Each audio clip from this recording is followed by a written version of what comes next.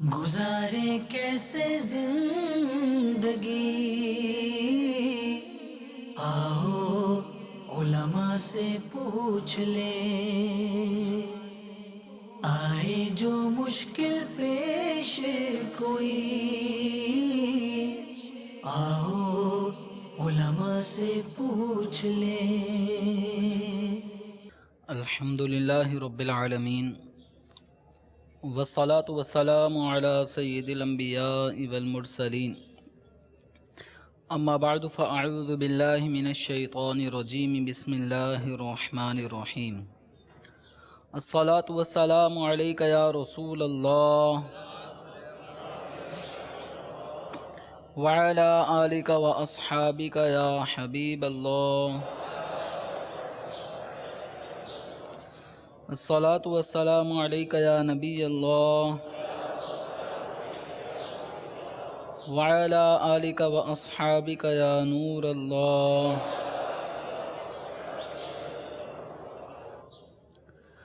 نویت سنت الاعتکاف۔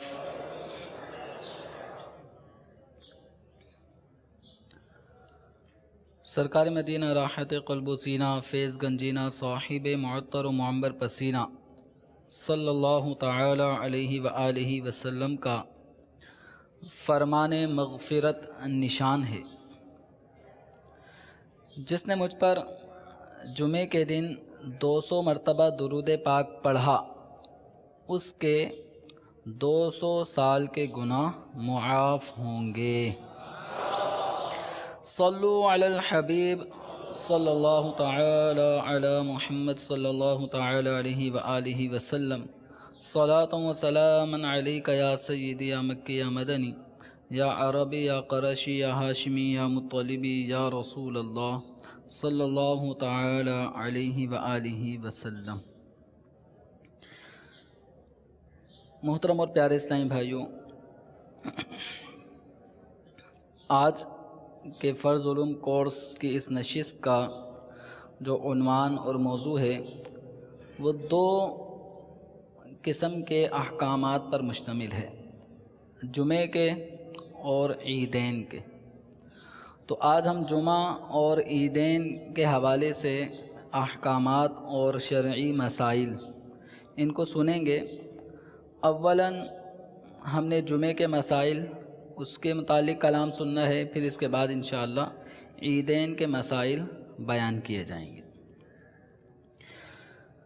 سب سے پہلے جمعۃ المبارک، چونکہ جمعے کے دن جمعہ کی نماز یہ مقرر فرمائی گئی ہے کہ ظہر کے بجائے جن پر جمعے کے شرائط پائے جاتے ہیں تو ان پر ظہر کے بجائے جمعے کی نماز لازم ہوتی ہے۔ تو اتنی اہمیت بقیہ اور دنوں کو حاصل نہیں۔ ہفتے سے لے کے جمعرات تک 6 دن اور ہیں، لیکن جو فضیلت، جو مقام و مرتبہ جمعۃ المبارک کا ہے وہ اسی کی خصوصیت ہے، اور یہ احادیث مبارکہ میں مختلف انداز میں جمعۃ المبارک کی اہمیت کو اجاگر کیا گیا ہے۔ چنانچہ ان احادیث کا، اقوال سلف و صالحین کا خلاصہ یہ ہے جو جمعۃ المبارک کی اہمیت کے پیش نظر ارشاد فرمائے گئے، تو کہ جمعہ یہ یوم عید ہے، خوشی کا ایک دن ہے۔ جمعہ سب دنوں کا سردار ہے۔ جمعے کے دن جہنم کی آگ نہیں بھڑکائی جاتی۔ جمعہ کی رات دوزخ کے دروازے نہیں کھلتے، جس کو ہم شب جمعہ کہتے ہیں۔ اور دعوت اسلامی کا جو ہفتہ وار سنتوں بھرا اجتماع ہفتہ وار ہوتا ہے، تو یہ بھی شب جمعہ کو ہوتا ہے، یعنی جمعرات اور جمعے کی درمیانی شب۔ تو یہ جمعۃ المبارک آنے سے پہلے جو اس سے گزشتہ رات ہوتی ہے، اس کو شب جمعہ کہا جاتا ہے، یہ جمعے کی رات کہلاتی ہے۔ تو جمعے کے رات میں دوزخ کے دروازے نہیں کھلتے، اور جمعے کے دن دوزخ کی آگ کو بھڑکایا نہیں جاتا۔ جمعہ کو بروز قیامت دلہن کی طرح اٹھایا جائے گا۔ اللہ تعالیٰ قادر ہے ایسی چیز کہ جس کا آج تک ہم نے کوئی وجود نہیں دیکھا، اللہ تعالیٰ اس کو جسم اور قالب عطا فرمانے پہ قادر ہے۔ جیسے ہمارے اعمال، تو برے اعمال، اچھے اعمال، تو یہ بھی ایک جسمانی صورت اختیار کر کے بندے کے سامنے آ سکتے ہیں، آئیں گے۔ تو اسی طرح جمعۃ المبارک، اس کو دلہن کی طرح سجا کر اٹھایا جائے گا، اور جمعہ کے روز مرنے والا خوش نصیب مسلمان شہادت کا رتبہ پاتا ہے، یعنی اس کے لیے شہیدوں جیسا ثواب لکھا جاتا ہے اور عذاب قبر سے محفوظ ہوتا ہے۔ مفسر شہیر حکیم الامت حضرت مفتی احمد یار خان نعیمی رحمۃ اللہ تعالی علیہ کے فرمان کے مطابق جمعے کو اگر حج ہو تو اس کا ثواب 70 حج کے برابر ہوتا ہے، اور جمعے کی ایک نیکی کا ثواب 70 درجے بڑھا کر عطا کیا جاتا ہے۔ تو یوں ہمارے ہاں ہماری زندگی میں بکثرت جمعۃ المبارک کے دن آتے ہیں، آ چکے ہیں، اور ہمیں مزید جمعۃ المبارک دیکھنے کی امیدیں بھی ہیں کہ ہمیں مزید جمعۃ المبارک ہمیں نصیب ہو۔ تو یہ جمعۃ المبارک کی چند جو فضائل اور خصوصیات جمعۃ المبارک کے حوالے سے ہیں، ان کا یہاں پر کچھ بیان کیا گیا۔ جمعۃ المبارک کی اہمیت اور اس کی فضیلت کو اس بات سے بھی سمجھا جا سکتا ہے کہ قرآن پاک میں پوری ایک سورت جس کا نام ہی جمعہ ہے، سورۃ الجمعہ، تو سورۃ الجمعہ یعنی پوری سورت کا نام ہی جمعہ کے نام پر منسوب کیا گیا، تو یہ بھی قرآن پاک کے 28ویں پارے میں جگمگا رہی ہے، تو جس سے مزید جمعہ کی اہمیت ہم پر واضح ہو جاتی ہے۔ اللہ تبارک و تعالی سورہ جمعہ کی آیت نمبر 9 میں جمعے کی نماز کے لیے سعی، جمعے کی ادائیگی کے لیے کوشش کرنے کے حوالے سے ارشاد فرماتا ہے، یا ایھا الذین آمنوا اذا نودی للصلاة من یوم الجمعة فاسعوا الى ذکر اللہ وذروا البیع ذالکم خیر لکم ان کنتم تعلمون۔ ترجمہ کنز الایمان، اے ایمان والو، جب نماز کی اذان ہو جمعے کے دن تو اللہ تعالیٰ کے ذکر کی طرف دوڑو اور خرید و فروخت چھوڑ دو، یہ تمہارے لیے بہتر ہے اگر تم جانو۔ تو جمعۃ المبارک کی نماز کے لیے جب اذان کہی جاتی ہے، جب اذان کی آواز سنائی دے، تو اب حکم یہ ہے فَاسْعَوْا إِلَىٰ ذِكْرِ اللّہ، کہ اللہ تبارک و تعالیٰ کے ذکر یعنی نماز جمعہ کے لیے اب کوشش کرو، دوڑو، وَذَرُوا الْبَيْعَ، اور خرید و فروخت کو، کاروبار کو، دنیاوی جو بھی معاملات ہیں جو جمعۃ المبارک کی ادائیگی میں رکاوٹ، تاخیر کا باعث بن رہے ہیں، ان تمام امور کو اب چھوڑنا لازم ہو جاتا ہے۔ ہمارے آقا دو عالم صلی اللہ تعالیٰ علیہ وآلہ وسلم نے مدینہ منورہ جب ہجرت کر کے آپ صلی اللہ تعالیٰ علیہ وسلم تشریف لائے تو 12 ربیع الاول پیر شریف کو چاشت کے وقت آپ صلی اللہ تعالیٰ علیہ وآلہ وسلم قباء شریف میں آپ نے اقامت فرمائی، وہاں پہ قیام فرمایا، اور وہاں پر آپ صلی اللہ تعالیٰ علیہ وآلہ وسلم نے پیر کا بقیہ وقت منگل، بدھ اور جمعرات وہاں قیام فرمایا، اور پھر مسجد قباء، جہاں پر قباء میں مسجد واقع ہے، تو وہاں اس مسجد کی بنیاد رکھی، اور جمعۃ المبارک کو آپ صلی اللہ تعالیٰ علیہ وآلہ وسلم نے مدینہ طیبہ کا عزم فرمایا، اور بنی سالم ابن عوف کے بطن وادی میں جمعے کا وقت آیا، اس جگہ کو لوگوں نے مسجد بنا دیا، تو آپ صلی اللہ تعالیٰ علیہ وآلہ وسلم نے وہاں جمعہ ادا فرمایا اور خطبہ بھی ارشاد فرمایا۔ تو یہ جس مقام پر نبی کریم صلی اللہ تعالیٰ علیہ وآلہ وسلم نے مدینہ منورہ میں داخل ہونے کے بعد جمعۃ المبارک کی نماز پہلی مرتبہ ادا فرمائی، تو آج بھی اس مقام پر شاندار مسجد جمعہ کے نام سے موجود ہے، اور زائرین حصول برکت کے لیے اس کی زیارت کرتے، نوافل وغیرہ بھی ادا کرتے ہیں۔ تو نبی کریم صلی اللہ تعالیٰ علیہ وآلہ وسلم جب تک مدینہ منورہ تشریف نہیں لائے تھے، اس وقت تک جمعۃ المبارک کی نماز کا حکم نہیں تھا۔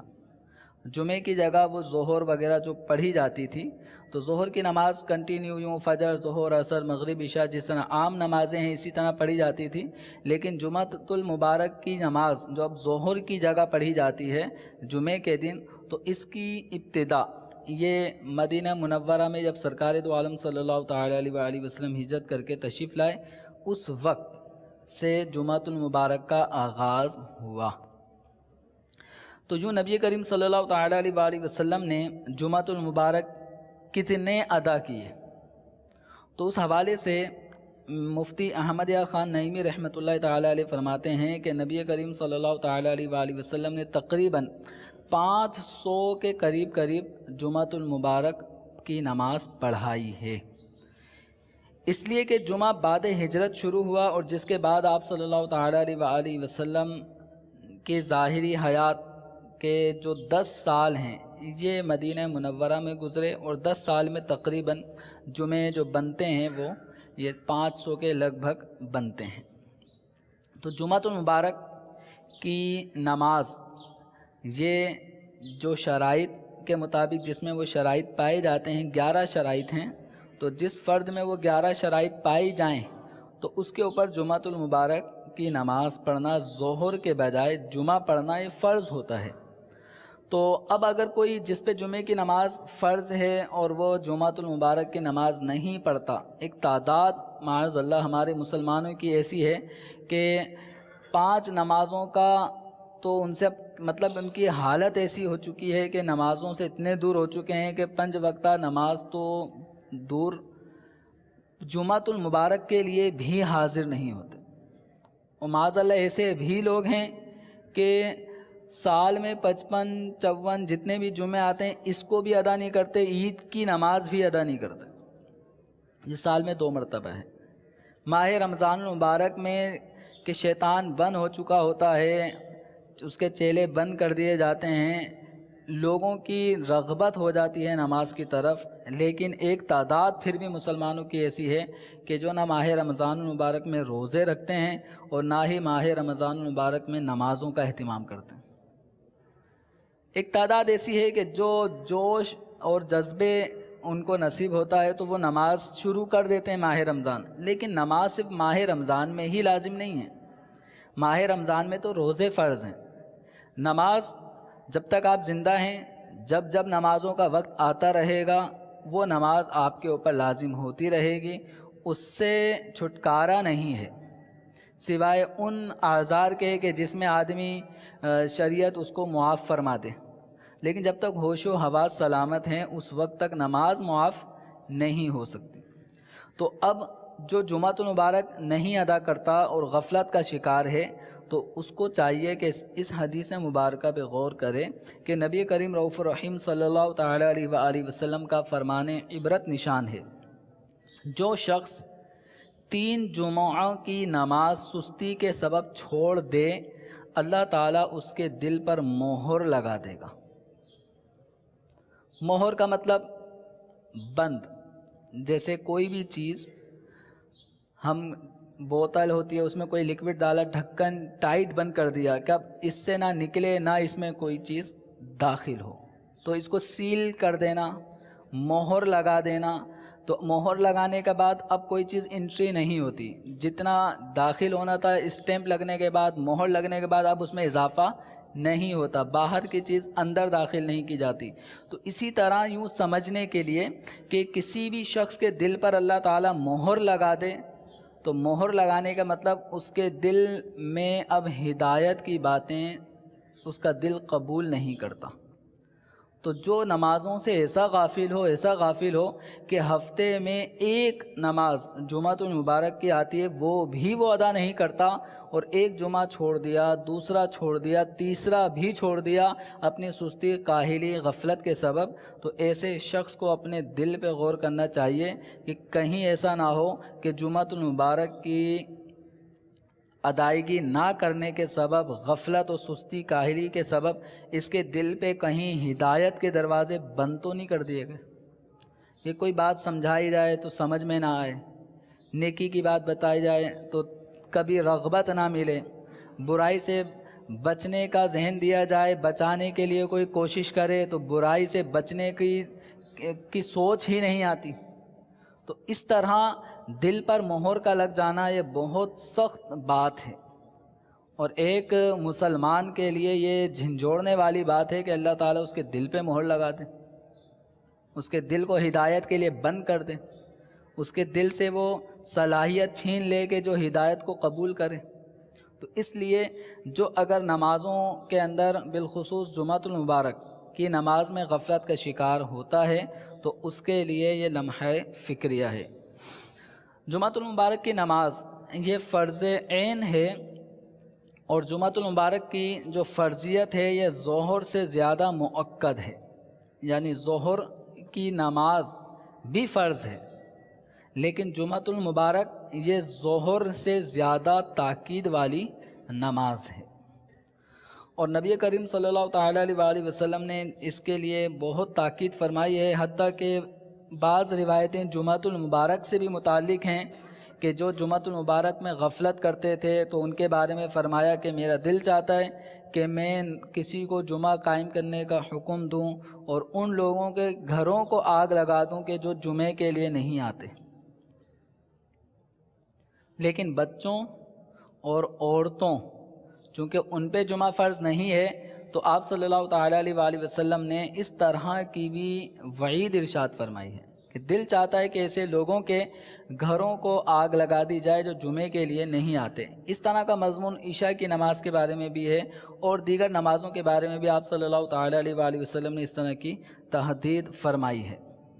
تو اس لیے نماز جمعہ کی ادائیگی میں بالخصوص جو ہفتے میں ایک مرتبہ ایک اہتمام کے ساتھ مسلمان جمع ہو کر اللہ تعالیٰ کی عبادت کرتے ہیں، اور ایک مسلمانوں کے جمع ہونے میں ایک فائدہ یہ ہوتا ہے کہ ایک جمعیت، اتحاد، اتفاق، اس طرح کی ایک فضا کا بھی منظر ہوتا ہے۔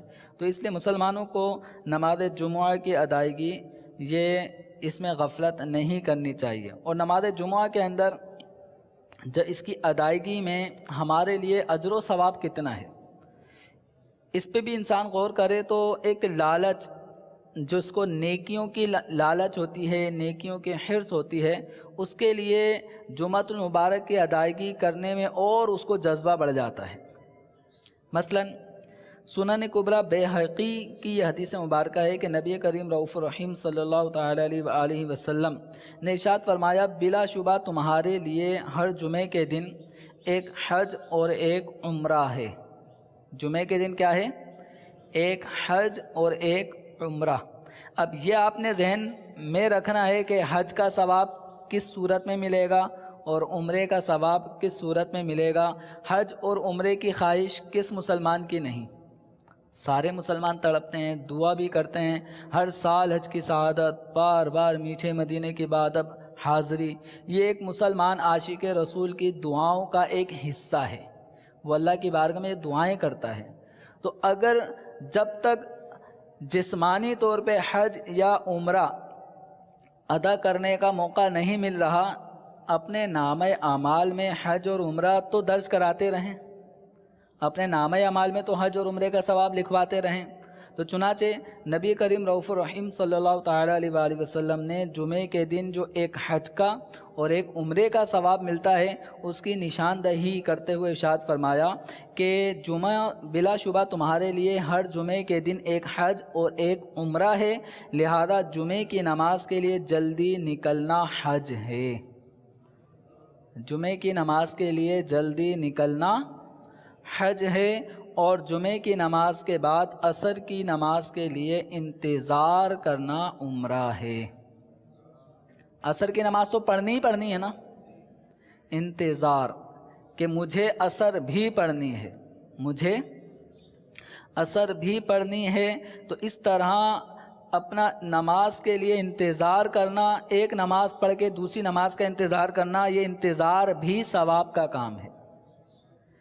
ہم بہت سارے کاموں میں انتظار کر رہے ہوتے ہیں اور ان کاموں میں کوئی ثواب بھی نہیں ہوتا۔ بہت سارے کام ہمارے انتظار والے ہوتے ہیں، ہم ان کاموں کے انتظار کے تو عادی ہیں، لیکن نماز کے انتظار کی عادت ہمارے ذہن، دل و دماغ میں، تصور میں نہیں آتا۔ زور پڑھ لی تو عصر بھی پڑھوں گا، عصر کی نماز کا انتظار کہ اب عصر میں اتنا ٹائم رہ گیا، اب اتنا ٹائم رہ گیا، اب اتنا ٹائم رہ گیا، یعنی عصر کی نماز مجھے پڑھنی ہے، یہ ذہن بنانا، تو عام طور پہ یہ ذہن ہمارا نہیں بن پا رہا ہوتا۔ لیکن اتنا ذہن بن رہا ہوتا ہے کہ شادی میں گئے ہوئے ہیں، 10 بجے کا کھانے کا ٹائم لکھا تھا، ہم 9 بجے سے پہنچے ہوئے ہیں، 10 بج گئے، 10:30 ہو گئے، 11 ہو گئے، 11:30 ہو گئے، ابھی تک بارات نہیں آئی، بارات نہیں آئے گی تو نکاح نہیں ہوگا، نکاح نہیں ہوگا تو کھانا نہیں کھلے گا۔ ہمارا انتظار ہوتا ہے تو کچھ ایسی باتوں کے لیے ہوتا ہے کہ اتنا ٹائم ہو گیا کھانا شروع نہیں ہوا، اتنا ٹائم ہو گیا بارات نہیں آئی، اتنا ٹائم ہو گیا یہ نہیں ہوا۔ ہمارے انتظار ایسے معاملات میں اگر ہم لسٹ بنائیں تو بہت ساری دنیاوی معاملات میں ہمارا انتظار سامنے آ جائے گا۔ نہیں آئے گا تو نیکیوں کے معاملات میں انتظار عام طور پہ نہیں آ رہا ہوتا۔ تو جمعۃ المبارک میں عمرے کا ثواب کس کو ملے گا کہ جو جمعۃ المبارک کی نماز ادا کرنے کے بعد عصر کی نماز کے لیے انتظار کرے۔ تو نماز عصر کا انتظار کریں، اور امام غزالی رحمۃ اللہ تعالی علیہ فرماتے ہیں کہ نماز جمعہ کے بعد عصر کی نماز پڑھنے تک مسجد ہی میں رہے، اور اگر نماز مغرب تک ٹھہرے رہے تو یہ افضل ہے۔ اور امام غزالی رحمۃ اللہ تعالی علیہ مزید فرماتے ہیں کہ جس نے جامع مسجد میں نماز عصر پڑھی اس کے لیے حج کا ثواب ہے، اور جس نے وہیں رک کر مغرب کی نماز پڑھی اس کے لیے حج اور عمرے کا ثواب ہے۔ تو جہاں پر جمعہ پڑھا جاتا ہے تو عام طور پہ اس کو جامع مسجد کہا جاتا ہے۔ تو اب یہ ہے کہ جمعۃ المبارک کی نماز بھی ادا کرنی ہے۔ اگر کسی کا جمعے کے دن ڈیوٹی ایسی ہے کہ وہ جمعہ تک ہی ڈیوٹی کرتا ہے، جمعے کے بعد اس کی ڈیوٹی آف ہو جاتی ہے، تو اس کے لیے تو بڑا سہانا موقع ہے کہ جمعۃ المبارک کی نماز ادا کرنے کے بعد نماز عصر تک وہیں رہے۔ اور یہ اس کام میں آسانی آپ کو باب المدینہ فیضان مدینہ میں، یہاں مدنی مرکز فیضان مدینہ میں آپ کو یہ بآسانی یہ سہولت حاصل ہو جائے گی کہ یہاں پر جمعۃ المبارک کی نماز کا ٹائم کیا ہے؟ 3:30 بجے۔ تو 3:30 بجے جمعے کی نماز ادا ہوتی ہے۔ اس کے بعد پھر نماز عصر میں زیادہ وقت نہیں رہتا۔ سردیوں میں تو شاید 1 گھنٹے بعد ہی نماز عصر ادا ہو جائے گی، 4:30 تک نماز عصر کا وقت آ جاتا ہے۔ پھر گرمیوں میں 5:45 تک عصر کا وقت چلے آتا ہے۔ تو کسی حد تک آپ کو یہاں آپ آ جائیں، جمعۃ المبارک کی نماز یہاں ادا کریں، اس کے بعد نماز عصر تک کا آپ انتظار، تو یہ ایک ثواب کے حصول کا ایک اہتمام کرنے والی بات ہے۔ ورنہ آپ اپنے علاقے میں وہاں پر بھی یہ فضیلت حاصل کر سکتے ہیں۔ تو بہرحال جمعۃ المبارک کی نماز کے حوالے سے ہمیں کوششیں کرنی چاہیے، اور جمعۃ المبارک کی نماز جمعے کے دن کچھ لمحات اور کچھ گھڑیاں ایسی ہیں جو دعا کی قبولیت کے اوقات میں سے ہے۔ چنانچہ نبی کریم صلی اللہ تعالی علیہ وآلہ وسلم نے ارشاد فرمایا کہ جمعے میں ایک ایسی گھڑی ہے کہ اگر کوئی مسلمان اسے پا کر اللہ تعالیٰ سے کچھ مانگے تو اللہ تعالیٰ اس کو ضرور عطا فرمائے گا۔ وہ گھڑی مختصر ہے، وہ لمحہ، وہ گھڑی، وہ وقت ہے مختصر۔ اب اس وقت میں جس نے اللہ تعالیٰ سے مانگا، مانگنے میں کامیابی پائی، تو اللہ تعالیٰ اس کو ضرور عطا فرمائے گا۔ اب وہ وقت کہاں ہے، کس وقت ہے، تو اس کے بارے میں مختلف احادیث کا جو خلاصہ ہے تو وہ یہ ہے مختلف احادیث کے پیش نظر اس طرح نشاندہی ملتی ہے کہ یہ وقت یہ ہوگا، تو چنانچہ ایک روایت کے اندر فرمایا گیا کہ جمعے کے دن جس ساعت کی خواہش کی جاتی ہے، یہ ترمذی شریف کی حدیث ہے کہ جمعۃ المبارک کے دن جس گھڑی کی خواہش کی جاتی ہے اسے عصر کے بعد سے غروب آفتاب تک تلاش کرو۔ عصر سے لے کے مغرب تک کا جو وقت ہے جمعۃ المبارک کے دن، تو اس وقت میں اس کو تلاش کرو۔ اور صدر الشریعہ بدر الطریقہ علیہ رحمہ فرماتے ہیں کہ قبولیت دعا کی ساعتوں میں دو قول قوی ہیں۔ ایک قول یہ ہے کہ امام کے خطبے کے لیے بیٹھنے سے ختم نماز تک، اور دوسرا وقت ہے جمعہ کی پچھلی ساعت، یعنی آخری گھڑی جس میں وہ نماز عصر اور مغرب کا ٹائم آ جاتا ہے۔ تو اس لیے اپنی کوششیں ہماری ایسی ہونی چاہیے کہ ہم جمعۃ المبارک کو قطعاً غفلت میں نہ گزاریں کہ یہ سید الایام ہے، دنوں کا سردار ہے اور اس دن کی بڑی برکتیں ہیں۔ تو اس دن کی برکتیں حاصل کرنے کے لیے ہمیں دعاؤں کا اہتمام بالخصوص کرنا چاہیے۔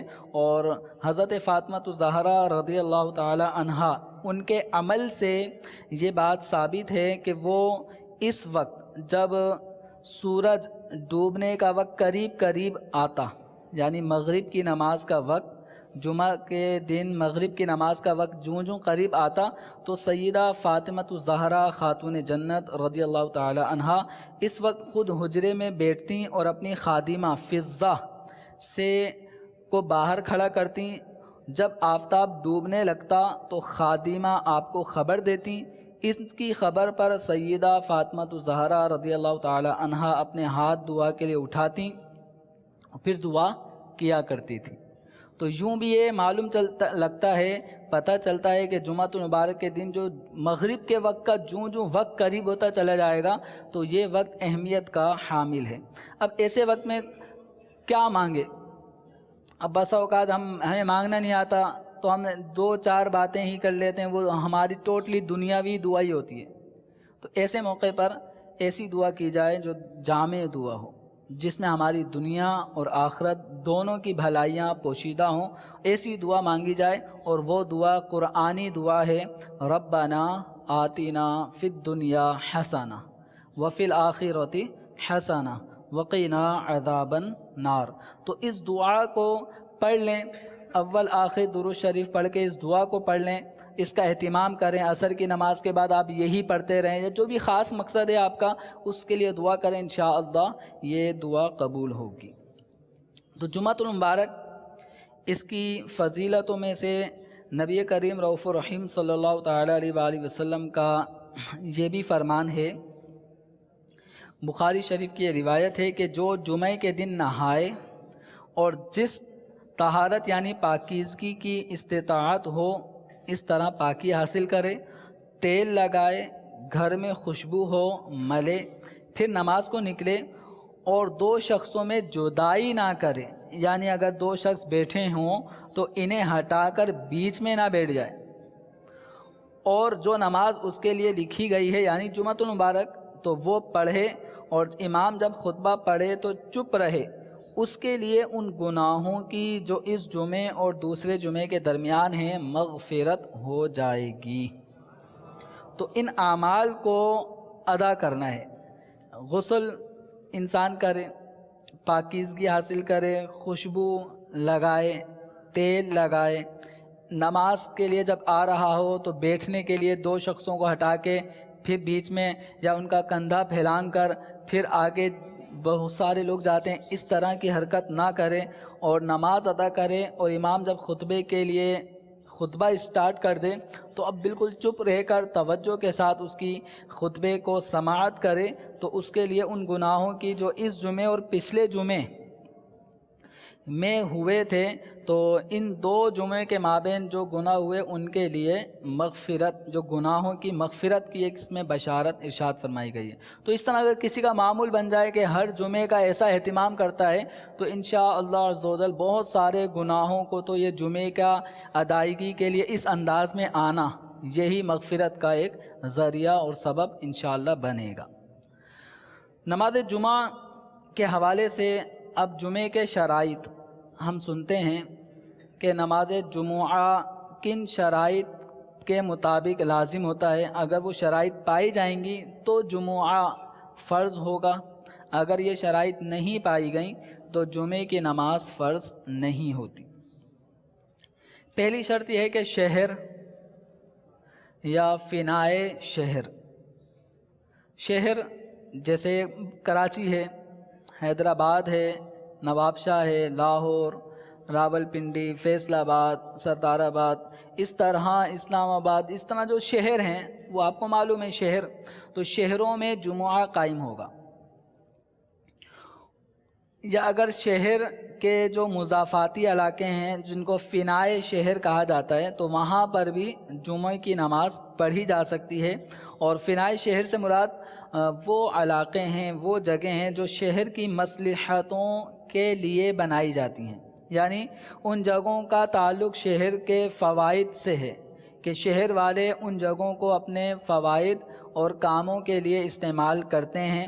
مثال کے طور پہ قبرستان شہروں کے قریب، شہروں سے باہر، لیکن شہر کے مردے دفن ہونے کے لیے قبرستان ہوتے.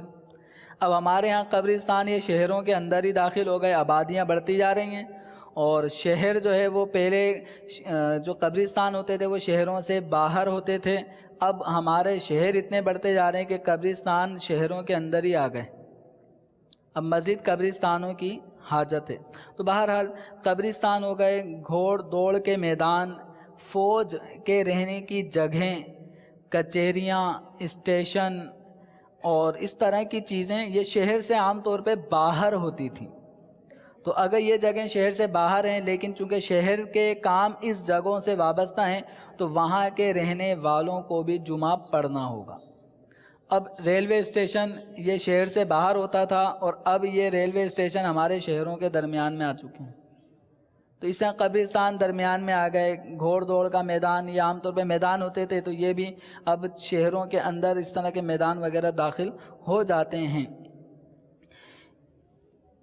تو اس سے معلوم ہوا کہ شہر میں جمعہ قائم کیا جائے گا. اس سے معلوم ہوتا ہے کہ جو گاؤں ہیں، دیہات ہیں، وہاں پر جمعۃ المبارک کی نماز جائز نہیں، چونکہ وہاں شہر ہونے کے شرائط نہیں پائے جا رہے، نہ وہ شہر ہے نہ فنائے شہر ہے. تو گاؤں دیہات یہاں کے لوگوں پر جمعہ فرض نہیں ہوتا، یہ باقاعدہ ظہر کی نماز پڑھیں گے.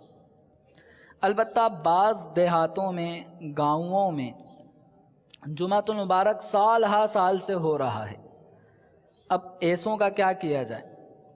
ان کو منع کرتے ہیں کہ آپ جمعہ نہیں پڑھیں گے. تو عوام ہے، جمعہ ہم نہیں پڑھیں گے، ہمارا جمعہ نہیں ہوا، ہم تو 10 سال سے پڑھ رہے ہیں، تو 20 سال سے پڑھ رہے ہیں، ہم نے جب سے آنکھ کھولی ہے تب سے ہم جمعہ ہی پڑھ رہے ہیں. تو عوام کی حالت آپ کے سامنے ہے کہ اگر ان کو یہ کہا جائے کہ جمعہ نہیں ہو رہا تو پھر وہ اول فول بولنا اور پھر شریعت کے جو احکامات ہیں بسا اوقات ایسا جملہ بول دینا ہے کہ جس سے ایمانیات پہ فرق پڑ جائے. تو ان خدشات اور اس جیسے اور دیگر خدشات کے پیش نظر فقہائے کرام نے یہ فرمایا ہے کہ گاؤں میں اولاً جہاں جمعہ نہیں ہو رہا وہاں جمعے کا قیام نہ کریں، لیکن جہاں پر جمعہ لوگ پڑھ رہے ہیں، سال ہا سال سے پڑھتے آ رہے ہیں، تو وہاں جمعے کو منع نہ کیا جائے گا. اب منع نہیں کریں گے، لوگ جمعہ پڑھ رہے ہیں تو وہ ظہر اب ان کے اوپر یہ لازم نہیں ہے کہ وہ ظہر پڑھیں، جمعہ پڑھ لیا اب ظہر پڑھیں. تو جو عوام گاؤں دیہاتوں میں جمعہ اولاً قائم نہیں کرنا، شروع نہیں کرنا، لیکن جہاں پہ آلریڈی پڑھا جا رہا ہے تو اب وہاں پہ منع نہ کیا جائے. البتہ جو شہر ہے، شہر کے قریب بہت سارے دیہات ہوتے ہیں جو شہر کے متصل ہوتے ہیں، تو ان دیہات والوں کو اگر شہر میں آنا جانا جمعے کے لیے آنے جانے میں کوئی تکلیف نہیں ہوتی تو ایسے لوگوں کو حکم ہے کہ جمعے کی ادائیگی کے لیے شہر میں آئیں گے. اور اگر شہر سے دور ہے کوئی گاؤں اور شہر میں آنے کے لیے دقت پڑے گی، تکلیف میں مبتلا ہو جائیں گے، تو پھر چونکہ وہ دیہات میں رہنے والے ہیں تو ان کے اوپر جمعہ ویسے ہی لازم نہیں ہے، وہ جمعے کے دن ظہر کی ہی نماز پڑھیں گے۔ مسافر جو ہوتا ہے، مسافر پر جمعے کی نماز فرض نہیں ہوتی، مسافر پر جمعہ فرض نہیں ہوتا، اگر وہ پڑھ لیتا ہے، ٹھیک ہے، پڑھ لیتا ہے تو اس کو ظہر کی ادائیگی کا مطالبہ اس پہ نہیں ہوتا، یعنی مسافر پہ ظہر لازم ہے، لیکن اگر وہ جمعے کے دن، مثال کے طور پہ آپ حیدرآباد گئے ہوئے ہیں ایک ہفتے کے لیے اور بیچ میں جمعے کا دن بھی آ جاتا ہے تو آپ وہاں پہ مسافر ہیں، اگر آپ جمعہ نہیں پڑھتے، آپ جمعے کے بجائے آپ ظہر کی نماز ادا کر لیتے ہیں تو کوئی گناہ نہیں کیا، لیکن جمعے کے دن آپ جامع مسجد چلے جاتے ہیں اور وہاں پر نماز جمعہ ادا کر لیتے ہیں تو اب آپ سے یہ نہیں کہا جائے گا کہ آپ پہ جمعہ فرض نہیں تھا، آپ ظہر پڑھو۔ آپ نے اگر جمعے کے دن مسافر ہونے کی حالت میں جمعے کی نماز پڑھ لی تو آپ کی جمعے کی نماز ہو گئی، اب آپ سے ظہر کا مطالبہ نہیں ہے۔ اسی طرح جو گاؤں میں رہنے والا ہے، دیہات میں رہنے والا ہے، تو دیہات اور گاؤں میں جمعہ فرض نہیں ہے، وہ ظہر پڑھیں گے، لیکن دیہات میں رہنے والا شہر آیا ہوا ہے اور اس کا ذہن یہ ہے کہ میں نے جمعے کے دن یعنی صبح 9 بجے آ گیا اور اس کا ذہن یہ ہے کہ میں نے شام 5 بجے 6 بجے اپنے گاؤں اپنے دیہات میں واپسی پہنچنا ہے، تو جمعے کے دن کام کاج کے سلسلے میں یا ویسے ہی ملنے ملانے کے حوالے سے وہ شہر میں آ گیا اور جمعے کا دن اس نے یہیں گزارنا ہے، تو اب ایسے دیہاتی شخص پر، ایسے گاؤں کا رہنے والا، اس کے اوپر جمعہ فرض ہوگا، چونکہ اس وقت یہ کہاں پر ہے؟ شہر میں، اور شہر میں جمعہ فرض ہوتا ہے، تو اس حوالے سے اس کو جمعہ ادا کرنا ہوگا۔ تو جگہ کے اعتبار سے حکم ہے، جو جس جگہ ہے، اب شہر والا چلے جاتا ہے گاؤں، تو شہر میں جمعہ فرض تھا، یہ چلا گیا جمعے کی صبح کسی گاؤں میں اور وہاں جمعہ نہیں ہوتا، تو اب یہ نہیں کہا جائے گا کہ اس شہری آدمی نے جمعہ چھوڑا گناہ گار ہوا، یہ گناہ گار نہیں ہے، کیونکہ یہ جس مقام پر ہے، گاؤں میں ہے اور گاؤں والوں پہ جمعہ فرض نہیں ہوتا، تو یہ آدمی بھی جمعے کے ٹائم کہاں پر ہے؟ دیہات میں ہے، گاؤں میں ہے، تو اس کے اوپر جمعہ لازم نہیں ہے، یہ وہاں پر ظہر ادا کرے گا۔ وہ دیہات والا اگر شہر آ گیا تو شہر میں چونکہ جمعہ فرض ہوتا ہے اور اس نے جمعے کا وقت اور دن کا وقت شہر میں ہی گزارنا ہے، تو ایسے دیہات میں رہنے والے شخص پر جمعہ فرض ہوگا۔ جمعے کی نماز شہر میں متعدد مقامات پر قائم کی جا سکتی ہے۔ جمعے کی نماز شہر میں، اب جیسے اپنا یہ باب المدینہ کراچی ہی کو لے لیں تو یہاں ہزاروں کی تعداد میں مسجدیں ہیں، یہاں کوئی غالباً 4000 3000 اس سے زیادہ ہی تعداد ہے مساجد کی کراچی میں، تو یہاں ایک سے زائد مقامات، یعنی ایک سے زائد تو یوں سمجھیں گے 1000 سے ہزاروں مقامات پہ جمعہ ہو رہا ہے، تو جمعے کی نماز ادا ہو جائے گی۔ بہتر یہ تھا کہ ایک مقام پہ جمعہ ہو، شہر میں ایک مقام پر جمعہ ہو، لیکن اب چونکہ ہمارا شہر کئی علاقوں پر مشتمل ہے، کراچی، اس طرح بڑے بڑے شہر اب ہوتے جا رہے ہیں، تو ایک ہی جگہ پہ سب کو جمعے کے لیے بلانا، تو آپ سمجھتے ہیں کہ ہمارے پاس اتنی شہروں میں اتنی بڑی کوئی جگہ نہیں ہے کہ جہاں پورا شہر امٹ آئے، اس لیے پھر علماء نے اس کی اجازت بتائی ہے کہ شہر میں متعدد مقامات پہ جمعہ ادا کیا جا سکتا ہے۔ اسی طرح بعض لوگوں کے ذہن میں یہ سوال اٹھتا ہے کہ ابھی ایک جگہ مسجد کے نام پہ خریدی گئی ہے، باقاعدہ کوئی مسجد نہیں بنی، پلاٹ ہے اور یہاں پہ جمعہ شروع ہو گیا، مسجد تو ہے نہیں، تو مسجد نہیں ہے تو جمعے کی نماز کیسے ہو جائے گی؟ تو یاد رکھیں، جمعۃ المبارک یا عید کی نماز کے لیے مسجد ہونا ضروری نہیں ہے۔ جس مقام پر جمعے کی نماز، امامت، خطابت اور لوگوں کی نماز کی ادائیگی ہونی ہے، تو اس مقام کا مسجد ہونا ضروری نہیں ہے۔ کسی میدان میں بھی جمعے کی نماز اگر ہو رہی ہے تو اس میں حرج نہیں ہے۔ عام طور پہ جیسے قدیم مسجد ہوتی ہے تو اس مسجد کو دوبارہ سے جدید تعمیر اس کی ہو رہی ہوتی ہے، تو وہ مسجد شہید کر دی جاتی ہے، پھر اس کے بعد اس کو از سر نو دوبارہ تعمیر کیا جانا ہے، تو پھر وہ جگہ نہیں بن پاتی جمعے کی ادائیگی کے لیے، تو آس پاس کے کسی میدان میں اس کا اہتمام ہوتا ہے کہ فلاں مسجد میں جو جمعے کی نماز پڑھی جاتی تھی وہ ابھی عارضی طور پر فلاں گراؤنڈ میں، میدان میں وہ نماز یا فلاں پارک میں نماز پڑھی جائے گی، تو وہاں نماز جمعہ پڑھنے میں حرج نہیں ہے، کیونکہ جمعے کے لیے مسجد میں جمعہ ہونا یہ ضروری نہیں ہے۔ میدان میں بھی کسی ایسی جگہ پر بھی جمعہ ہو سکتا ہے، لیکن وہ شہر ہو، گاؤں نہ ہو۔ تو گاؤں کا آپ کو پہلے بتا دیا کہ جہاں جمعہ نہیں ہو رہا تو وہاں شروع نہ کیا جائے، اور جہاں ہو چکا ہے تو اب وہاں پہ منع نہیں کریں گے، وہاں اب جاری ہے تو جاری رہنے دیں۔ جمعۃ المبارک کی شرائط میں سے یہ پہلی شرط تھی شہر یا فنائے شہر۔ دوسری شرط یہ ہے کہ سلطان اسلام یا اس کے نائب جسے جمعہ قائم کرنے کی اجازت ہو وہ جمعہ پڑھائے۔ اب ہمارے ہاں سال ہر سال سے، جس کو ہم یہ کہیں کہ صدیاں اب بیتنے لگی ہیں، سلطان اسلام جمعہ پڑھائے یہ زمانہ گزر چکا ہے۔ اس کا نائب جمعہ پڑھائے تو اب اس کے نائب کا بھی ہمیں نہیں پتہ ہے کہ اس کا نائب کون اور اس نے آگے کن کن کو اجازتیں دی ہیں۔ تو ایسی صورت میں یہ ہے کہ جمعۃ المبارک کی نماز اولاً یا تو سلطان اسلام پڑھائے، اور فی الحال اس کی کوئی صورت نہیں، وہ نہ ہو تو اس کا نائب پڑھائے، تو اس کی بھی اب صورت ہمارے یہاں پر نہیں پائی جا رہی۔ اب اس میں یہ ہے کہ جہاں جمعہ قائم ہو رہا ہے تو وہاں یہ ہے کہ اگر سلطان اسلام جمعہ قائم نہیں کر رہا یا اس کا نائب جمعہ قائم نہیں کر رہا، تو اب ایسی صورت میں عوام جس کو جمعہ کے لیے منتخب کر دے، جمعے کا امام جس کو بنا لیں کہ آپ جمعہ پڑھائیں، تو وہ جمعہ پھر پڑھائے گا۔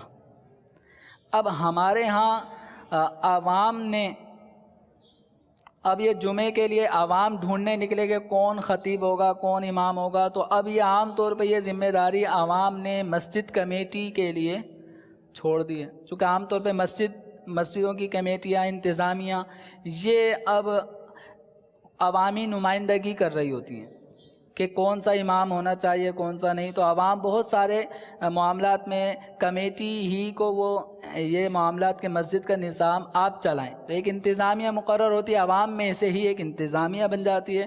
اب وہ انتظامیہ پھر کسی امام کو جو نماز کا اہل ہو، امامت کا اہل ہو، اس کو مقرر کر دیتے ہیں۔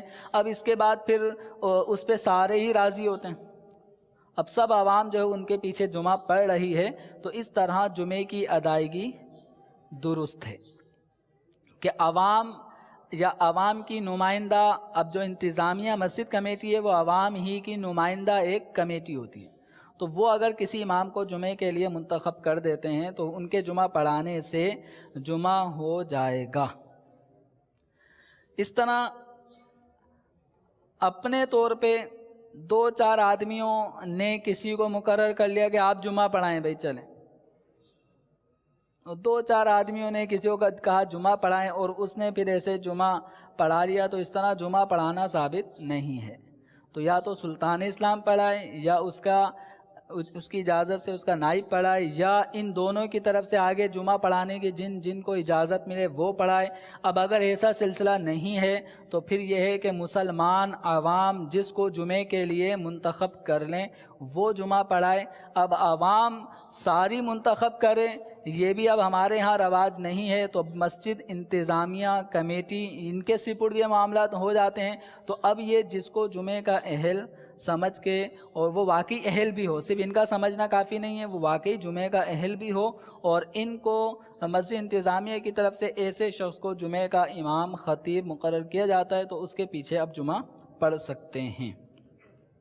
جمعے کے شرائط میں سے ایک شرط یہ ہے کہ ظہر کے وقت میں جمعہ ہوگا۔ کس وقت میں ہوگا؟ ظہر کے وقت میں۔ ظہر سے پہلے ابھی ظہر کا وقت شروع نہیں ہوا اور جمعہ شروع کر دیا کسی نے تو جمعے کی نماز نہیں ہوگی۔ ظہر کا وقت ختم ہو گیا، عصر کا وقت داخل ہو چکا ہے، اب اگر جمعے کی نماز ہو رہی ہے تو یہ جمعہ بھی ادا نہیں ہوگا۔ چوتھی شرط جمعے کی شرائط میں سے یہ ہے کہ خطبہ ہو۔ کیا ہو؟ خطبہ۔ اور اس خطبے کا پھر اس خطبے کے اندر شرائط میں سے یہ ہے کہ یہ خطبہ ظہر کے وقت میں ہو۔ یہ نہ ہو کہ خطبہ شروع ہو گیا، مثال کے طور پہ اگر ہمارے یہاں ٹائم ظہر کی نماز کا شروع ہو رہا ہے 12:40 پہ اور خطبہ شروع ہو گیا، خطیب صاحب نے 12:35 پہ خطبہ دے دیا اور 12:41 پہ کیا جمعے کی نماز قائم ہو گئی، تو جمعے کی نماز تو قائم ہو رہی ہے ظہر کے وقت میں کہ 12:40 پر 12:40 پہ اگر ظہر کا وقت شروع ہو رہا ہے اور 12:41 پہ جمعے کی نماز ہو رہی ہے تو جمعے کی نماز کی ابتدا تو وقت میں ہو رہی ہے لیکن خطبہ 12:35 پہ ہو رہا ہے، تو یہ خطبہ نہیں مانا گیا۔ جب یہ خطبہ نہیں مانا گیا تو خطبہ ہوا ہی نہیں، جب نہیں ہوا تو یہ جو جمعے کی نماز پڑھی جائے گی یہ بھی نہیں ہوگی۔ تو خطبے کا وقت ظہر کے اندر ہونا اور اس خطبے کا نماز جمعہ سے پہلے ہونا یہ بھی ضروری، اور اس خطبے کو سننے والے کم از کم خطیب کے علاوہ کم از کم 3 مرد ہوں۔ یعنی جمعے کے لیے کتنی تعداد ہونی چاہیے؟ تو لاکھوں لاکھ یا ہزاروں ہزار یا سینکڑوں ہونا ضروری نہیں ہے۔ جمعے کے انعقاد کے لیے کم از کم اتنا ضروری ہے کہ خطیب کے علاوہ، امام کے علاوہ 3 مرد مقتدی ہوں۔ پھر دوسرا یہ کہ خطبہ، اب خطبے کے اندر یہ ہے کہ بسا اوقات بعض علاقوں میں اکثر یہ دیہات کی طرف زیادہ ہے کہ خطبہ دیتے ہوئے وہ اپنی مادری زبان بھی ایڈجسٹ کر کے جو خطبہ پڑھا تو اس خطبے کو پھر وہ اشعار کی صورت میں اپنی مادری زبان میں وہ اس کو پڑھ رہے ہوتے ہیں، پھر عربی پڑھتے ہیں، پھر مکس اپنی زبان لے آتے ہیں، پھر کچھ اشعار پڑھ دیے اپنی زبان میں۔ اس طرح یا تو ٹوٹلی طور پہ عربی کے علاوہ اپنی مادری زبان میں خطبہ پڑھنا یا عربی اور مادری زبان دونوں مکس کر کے خطبہ چلانا، اس طرح پڑھنا یہ خطبہ مکروہ ہے، خلاف سنت متوارثہ ہے۔ تو خطبے کا عربی زبان میں ہی ہونا یہ سنت ہے، اور عربی اور غیر عربی مکس کر دینا یا ٹوٹلی طور پہ خطیب صاحب کے ذہن میں آتا ہے کہ عربی تو کسی کو سمجھ میں ہی نہیں آتی، اس لیے میں 5 منٹ کا کوئی بیان کر دیتا ہوں اپنی زبان میں اور اس کے بعد نماز شروع ہو جائے گی، تو اس طرح خطبہ دینا یہ خلاف سنت ہے۔ تو سنت یہی ہے کہ صحابہ کرام علیہم رضوان اور اسلاف ان کے دور سے یہی طریقہ چلا آ رہا ہے کہ صحابہ کرام علیہم رضوان دیگر مقامات کو فتح کرتے ہوئے گئے اور مقامات فتح ہوتے چلے گئے، اسلام کے ماتحت وہ علاقے اور شہر اور صوبے آتے چلے گئے، تو صحابہ کرام علیہم رضوان نے جب جب خطبے دیے ہیں تو وہ خطبے عربی میں ہی دیے ہیں، اور یہ صحابہ کرام علیہم رضوان پر اللہ و رسول کا فضل و انعام تھا کہ یہ جن جن علاقوں میں جاتے ان علاقوں والوں کی زبانیں ان کے لیے سیکھنا اب مشکل نہیں رہا تھا، تو زبانیں بھی سیکھ کر گفتگو ان کو دین کے قریب بھی کرتے تھے، لیکن جب جمعے کی نماز کا یا اس طرح عیدین کے مواقع پر جب خطبے کا مرحلہ ہوتا تو وہ عربی میں ہی دیا کرتے تھے۔ تو اس طرح اب خطبے کو غیر عربی میں یا عربی اور غیر عربی مکس کر کے خطبہ دینا یہ مکروہ ہے، اور یہ بعض ہمارے خطبہ کرتے ہیں، تو ایسا نہیں کرنا چاہیے۔ ایک ہوتا ہے بیان اور ایک ہوتا ہے خطبہ۔ ہمارے ہاں خطبہ اور بیان یہ 2 الگ الگ تصور کیے جاتے ہیں کہ عام طور پہ اگر جمعے کی نماز ہے 1:15 بجے تو 12:30 بجے کے قریب خطیب صاحب ممبر پہ آئیں گے، وہ وعظ کریں گے، بیان کریں گے، آدھے گھنٹے کا انہوں نے بیان کیا، پھر اذان ہوئی تو اس کے بعد سنتیں پڑھی گئیں، اس کے بعد پھر دوبارہ خطبے کے لیے خطیب صاحب ممبر پہ کھڑے ہو گئے۔ اب جو عربی میں وہ بیان کر رہے ہوتے ہیں اس کو کہا جائے گا جمعے کا خطبہ، اور جو اردو میں انہوں نے بیان کیا تھا وہ خطبہ نہیں ہے۔ عام طور پہ ہمارے یہاں پہ پاک و ہند میں تو یہی طریقہ کار ہے، تو جو اردو میں بیان ہوا وہ خطبہ نہیں تصور کیا جاتا۔ خطبہ اسی کو تصور کرتے ہیں کہ جو بالکل نماز کے قریب خطیب ممبر پہ کھڑے ہو کے جو بیان جو عربی میں پڑھتے ہیں اس کو خطبہ کہا جاتا ہے۔ لیکن جو عرب ممالک ہیں وہاں پر وہ عربی ہی میں ٹوٹل ان کا بیان اگر آدھے گھنٹے کا ہے، 25 منٹ 20 منٹ کا ہے، تو وہ ٹوٹل انہوں نے عربی میں ہی بیان کرنا ہے۔ اس کے بعد پھر وہ جمعے کی نماز یا سنتیں وغیرہ جو بھی ایک وقفہ دینے کے بعد وہ عربی ہی میں سب کچھ ہوتا ہے، تو وہ ایک ہی سمجھو وہ بیان کہہ لو، واعظ کہہ لو، وہی خطبہ، تو وہ صحیح ہے۔ اب ہمارے یہاں یہ طریقہ کار رائج ہو گیا کہ عوام کو جمعے میں جمع کر لیا جائے اور ان کو کوئی 2-4 باتیں واعظ و نصیحت کی سکھا دی جائیں، تو اب جو خطیبوں کا جو خطاب ہوتا ہے وہ خطبہ نہیں ہوتا، وہ کیا ہوتا ہے؟ جو مقرر کا تقریر بیان، وہ خطبہ نہیں ہے۔ خطبہ ہمارے یہاں پہ اسی کو کہا جاتا ہے جو نماز سے پہلے خطیب صاحب ممبر پہ کھڑے ہو کر جو عربی میں بیان کرتے ہیں۔ تو خطبے کا ہونا یہ نماز کے شرائط میں سے ہے جمعے کی، اور اس کے علاوہ جمعے کے شرائط میں سے یہ ہے کہ امام کے علاوہ 3 مرد ہوں، اور چھٹی شرط یہ ہے کہ اذن عام ہو، یعنی جمعہ جس مقام پر ہو رہا ہو تو وہاں یہ نہ ہو کہ اس قبیلے کے آدمی آئیں گے اس کے نہیں آئیں گے۔ ہر مسلمان کو جمعے کی نماز کے لیے آنے کی اجازت ہو۔ اب خواتین کہیں کہ ہمیں بھی آنے کی اجازت ہو تو خواتین کو منع کیا جائے گا۔ اب خواتین کو منع کیا جائے گا تو یہ اذن عام کے منافی نہیں ہے۔ خواتین کو منع کیا جائے گا، وہ جمعے کے لیے نہیں آئیں گی، ان پہ جمعہ فرض بھی نہیں ہے، تو خواتین جمعے کے دن ظہر پڑھیں گی۔ صلو علی الحبیب صلی اللہ تعالی علی محمد صلی اللہ تعالی علیہ وآلہ وسلم۔ اب جمعے کی نماز کس پر فرض ہے؟ یہ تو تھا جمعے کے شرائط کہ جمعہ ان شرائط کے مطابق ہوگا تو ادا ہوگا، ورنہ نہیں۔ جیسے شہر کا ہونا، خطبے کا ہونا، وقت ظہر کا ہونا، امام کے علاوہ 3 افراد کا ہونا، اذن عام ہونا، تو یہ وہ چیزیں ہیں کہ جو ایک بھی چیز کم ہو گئی تو جمعہ نہیں ہوگا۔ ٹھیک ہے، بند کمرے میں بند حال میں جمعہ ہو رہا ہے اور کسی اور کو آنے کی اجازت ہی نہیں ہے تو یہ اذن عام کے منافی ہوگا۔ تو یہاں لہذا یہ جو 100 افراد نے مل کے جمعہ کر لیا اور 101 فرد کو آنے کی اجازت ہی نہیں ہے تو یہ جمعہ نہیں مانا جاتا۔ تو جمعے کے لیے اذن عام ضروری ہے۔ اب وہ شرائط بیان کی جا رہی ہیں کہ کس آدمی پر جمعہ فرض ہے، کس آدمی پر جمعہ فرض ہے۔ اب اگر وہ شرائط آپ میں مجھ میں پائی جا رہی ہیں تو اب ایسی صورت میں جمعے کی ادائیگی کرنی ہوگی۔ اس دن اب ہم نے ظہر نہیں پڑھنی۔ تو ایک تو یہ ہے کہ شہر میں مقیم ہونا، شہر میں مقیم ہونا۔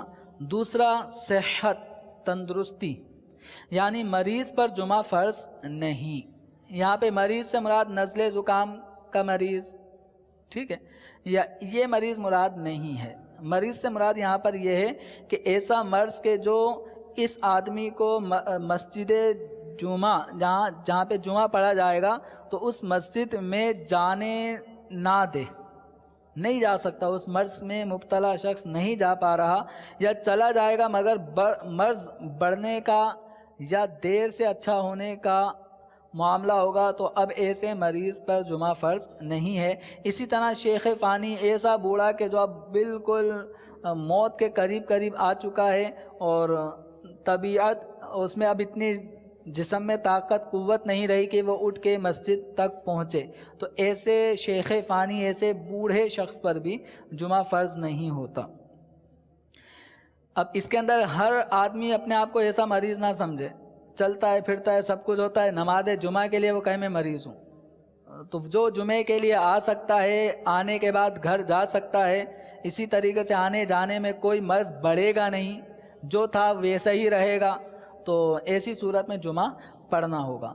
ایک شرط یہ ہے کہ آزاد ہو، تو اس وقت ہمارے ہاں غلامی کا دور ختم ہو چکا ہے، اب سارے ہی آزاد ہیں۔ مرد ہونا عورت پر جمعہ فرض نہیں ہے، مرد پہ فرض ہے۔ اسی طرح بالغ ہونا، عاقل ہونا، تو نابالغ پہ جمعہ فرض نہیں، مجنون پاگل ان پہ جمعہ فرض نہیں، عاقل و بالغ پہ جمعہ فرض ہے۔ اور اکھیارہ ہونا، دونوں آنکھیں اس کی صحیح ہیں، اس پہ جمعہ فرض ہے۔ ایک آنکھ کی بینائی ختم ہو گئی، ایک کی ہے، اس پر بھی جمعہ فرض ہے۔ اسی طریقے سے وہ آدمی کہ جو نابینا ہے، ایسا نابینا کہ آپ نے ایسے نابینا بھی دیکھے ہوں گے کہ بغیر کسی آدمی کے سہارا لیے وہ ویسے ہی چلتے چلتے آفس بھی چلے جاتے ہیں، بس میں بھی سوار ہو جاتے ہیں، اتر بھی جاتے ہیں، روڈ بھی کراس کر لیتے ہیں، یا کوئی کروا دیتا ہے، اور وہ آپ سے زیادہ، آپ شاید بھول جائیں گے چلتے چلتے آگے نکل جائیں، لیکن وہ نابینا آدمی وہ ایک قدم آگے نہیں جائے گا، جہاں اس نے جانا ہے پرفیکٹ اسی مقام پہ مڑے گا اور یوں جائے گا۔ تو ایسا نابینا کہ جو مسجد تک بآسانی جا آ سکتا ہے تو اس پہ بھی جمعہ فرض ہے۔ ایسا نابینا کہ جو بغیر کسی کے سہارے نہیں جا سکتا، یا جا سکتا ہے لیکن وہ نابینا ہے، اکیلا نہیں چل سکتا، اکیلا نہیں چل سکتا، تو ایسے نابینا پر جمعہ فرض نہیں ہے۔ چلنے پہ قادر ہو، جیسے فالج کا اٹیک کسی پہ ہو گیا، اللہ نہ کرے، تو ایسا آدمی بھی بستر پہ پڑا رہتا، وہ چل نہیں پاتا، تو چلنے پہ جو قادر نہ ہو اس پر بھی جمعہ فرض نہیں۔ قید میں نہ ہو، تو بہت سارے لوگ قید میں ہو جاتے ہیں، تو اس طرح ان قیدیوں کو پھر جمعے کے لیے چھوڑا نہیں جاتا، تو اب قیدیوں پر بھی جمعہ فرض نہیں ہے۔ وہ جمعے کے دن اگرچہ شہر میں ہیں، وہ ظہر کی نماز پڑھیں گے۔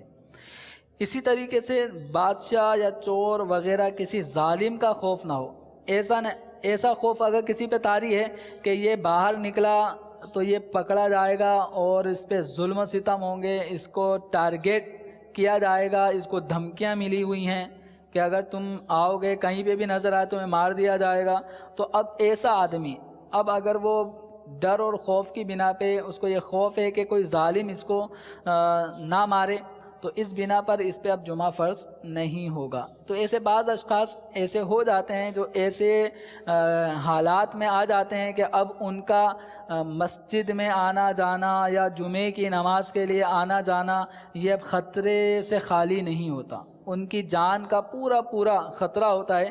تو ایسے اشخاص پر بھی کہ جن کو کسی ظالم کی طرف سے دھمکی ملی ہے، اور واقعتاً دھمکی ہو، صرف وہ بول بچن والا معاملہ نہ ہو، واقعتاً دھمکی ہے، اور اس کو یہ خدشہ ہے، قوی خدشہ ہے کہ اگر وہ باہر نکلا تو اس کو پکڑ لیا جائے گا، مار دیا جائے گا، تو ایسی صورت میں ایسے خوف رکھنے والے شخص پر بھی جمعہ فرض نہیں ہوتا۔ ایسی سخت آندھی چل پڑی، اولے برس رہے ہیں، تو یا سردی بہت زیادہ ہو گئی، اور یہ سب سردی کا زیادہ ہو جانا، بارش کا کثیر تعداد میں ہونا، اولے برسنا، یہ اس وقت عذر بنے گا کہ جب کہ ان کی وجہ سے نقصان کا خوف واقعتاً ہو، ٹھیک ہے، تو اس صورت میں پھر یہ عذر بنے گا کہ جمعہ اس پہ فرض نہیں۔ لیکن اگر یہ بارش اور اس طرح کی کوئی چیز نہیں ہے، جیسے نارمل موسم ہوتا ہے، تو پھر جمعے کی نماز ادا کرنی ہوگی۔ جمعے کی نماز کے حوالے سے مزید چند ایک مسائل اور، کہ جمعے کی نماز میں بسا اوقات لوگ، ہماری ایک تعداد ہے جو آ رہی ہوتی ہے، بڑی سست روی کے ساتھ چلتے ہیں، اٹھتے ہیں، خطیب صاحب نے بھی خطبہ شروع کیا، ابھی تو یہ ہوا ہے، ابھی تو وہ ہوا ہے، وہ پورا ان کا ٹائم پیریڈ ہو رہا ہوتا ہے۔